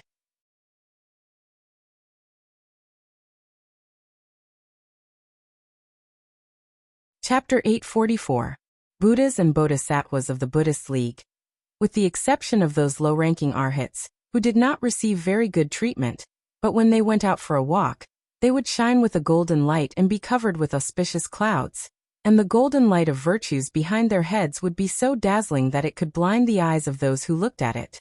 Because they possessed great virtues, they could blend with the heavenly Tao and not be violently rebounded by it. The cultivators of the Buddhist League focused on cultivating the mind and epiphany, so they attached the most importance to the accumulation of virtues.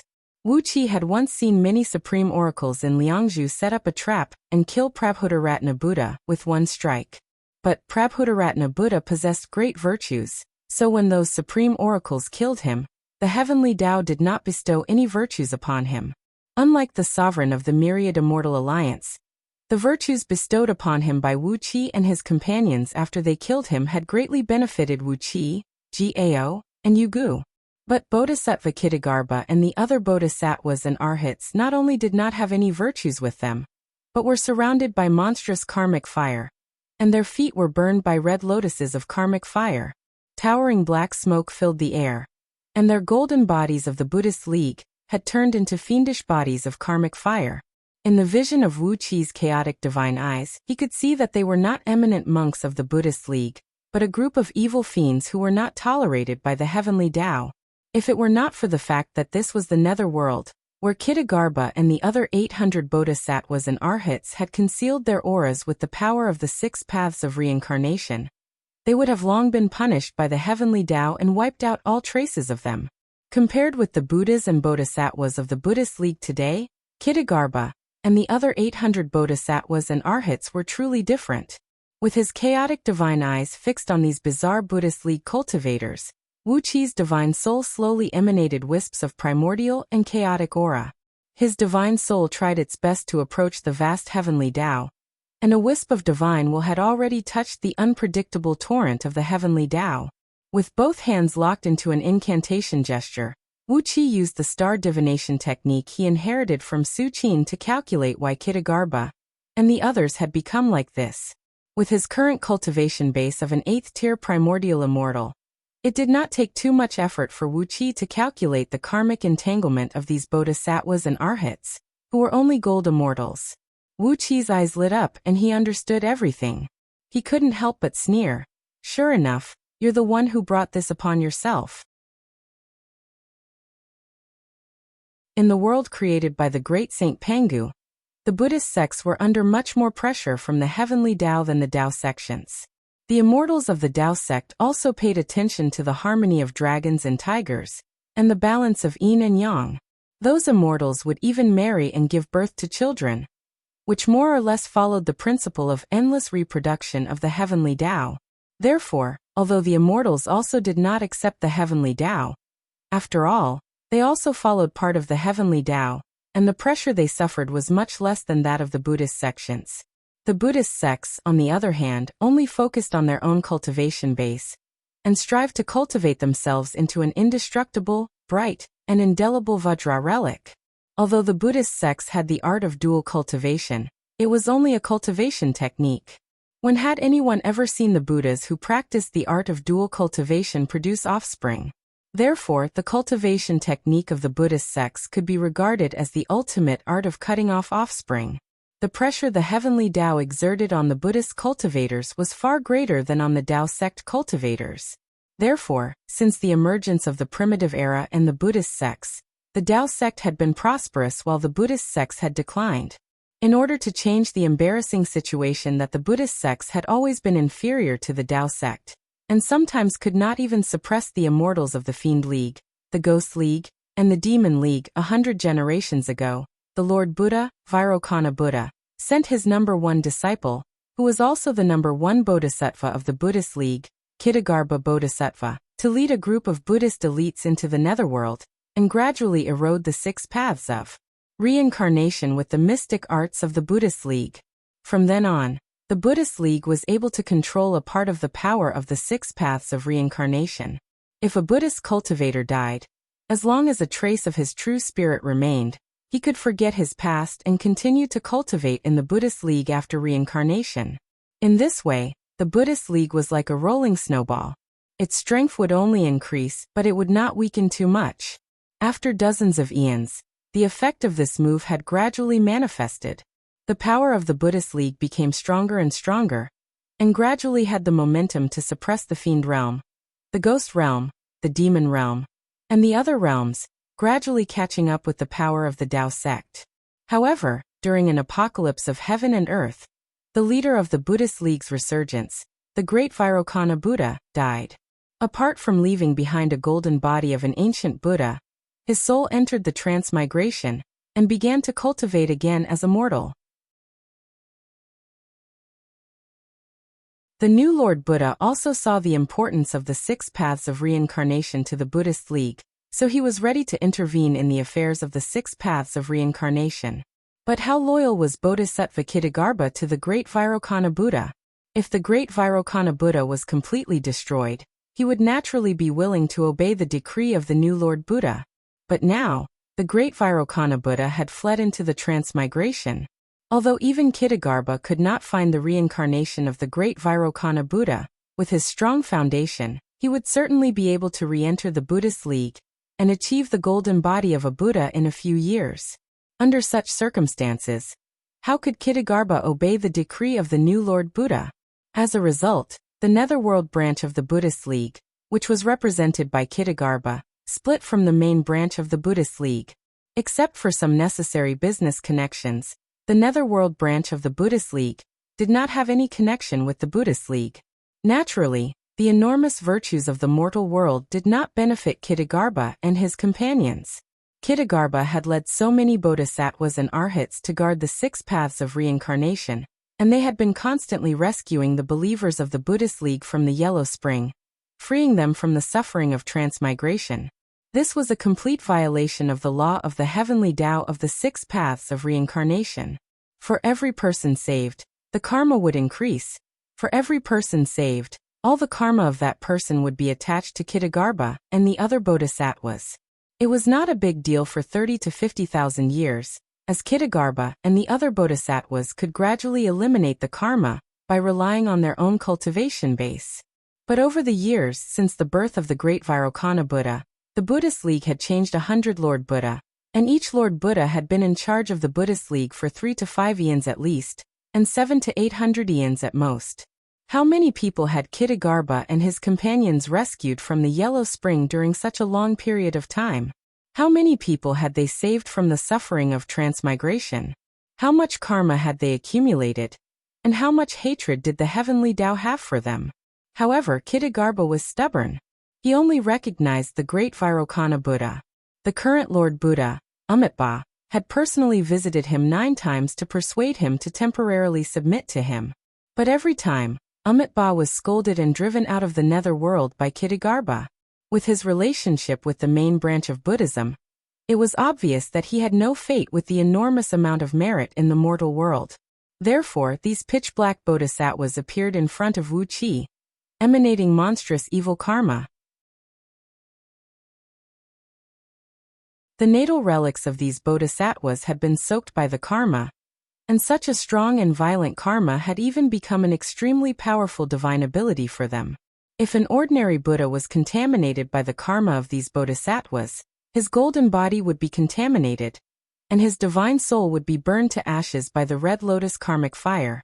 After releasing the incantation gesture, Wuxia looked at the 800 bodhisattvas in the distance, who had regrouped and regained their full combat strength, and said with a sneer, "So, you are also a bunch of unlucky fools. What? If the great Vairocana Buddha did not show up, would you have been living with this golden body condensed of karma?" Kitagarbha's expression flickered slightly. Looking at Wuxia, he said with a sneer, "You are indeed a primordial expert. I can't believe you have figured out our background in such a short time. But so what if you know the truth about us? Over the years, our divine souls have fused with the 6 paths of reincarnation, and our golden bodies have fused with the yellow spring of the netherworld. Unless the 6 paths of reincarnation are broken and the yellow spring dries up, you can't destroy our divine souls or our golden bodies." With a wave of his hands, 2 heavenly king fiends slaying swords condensed entirely from the red lotus karmic fire appeared in his hands.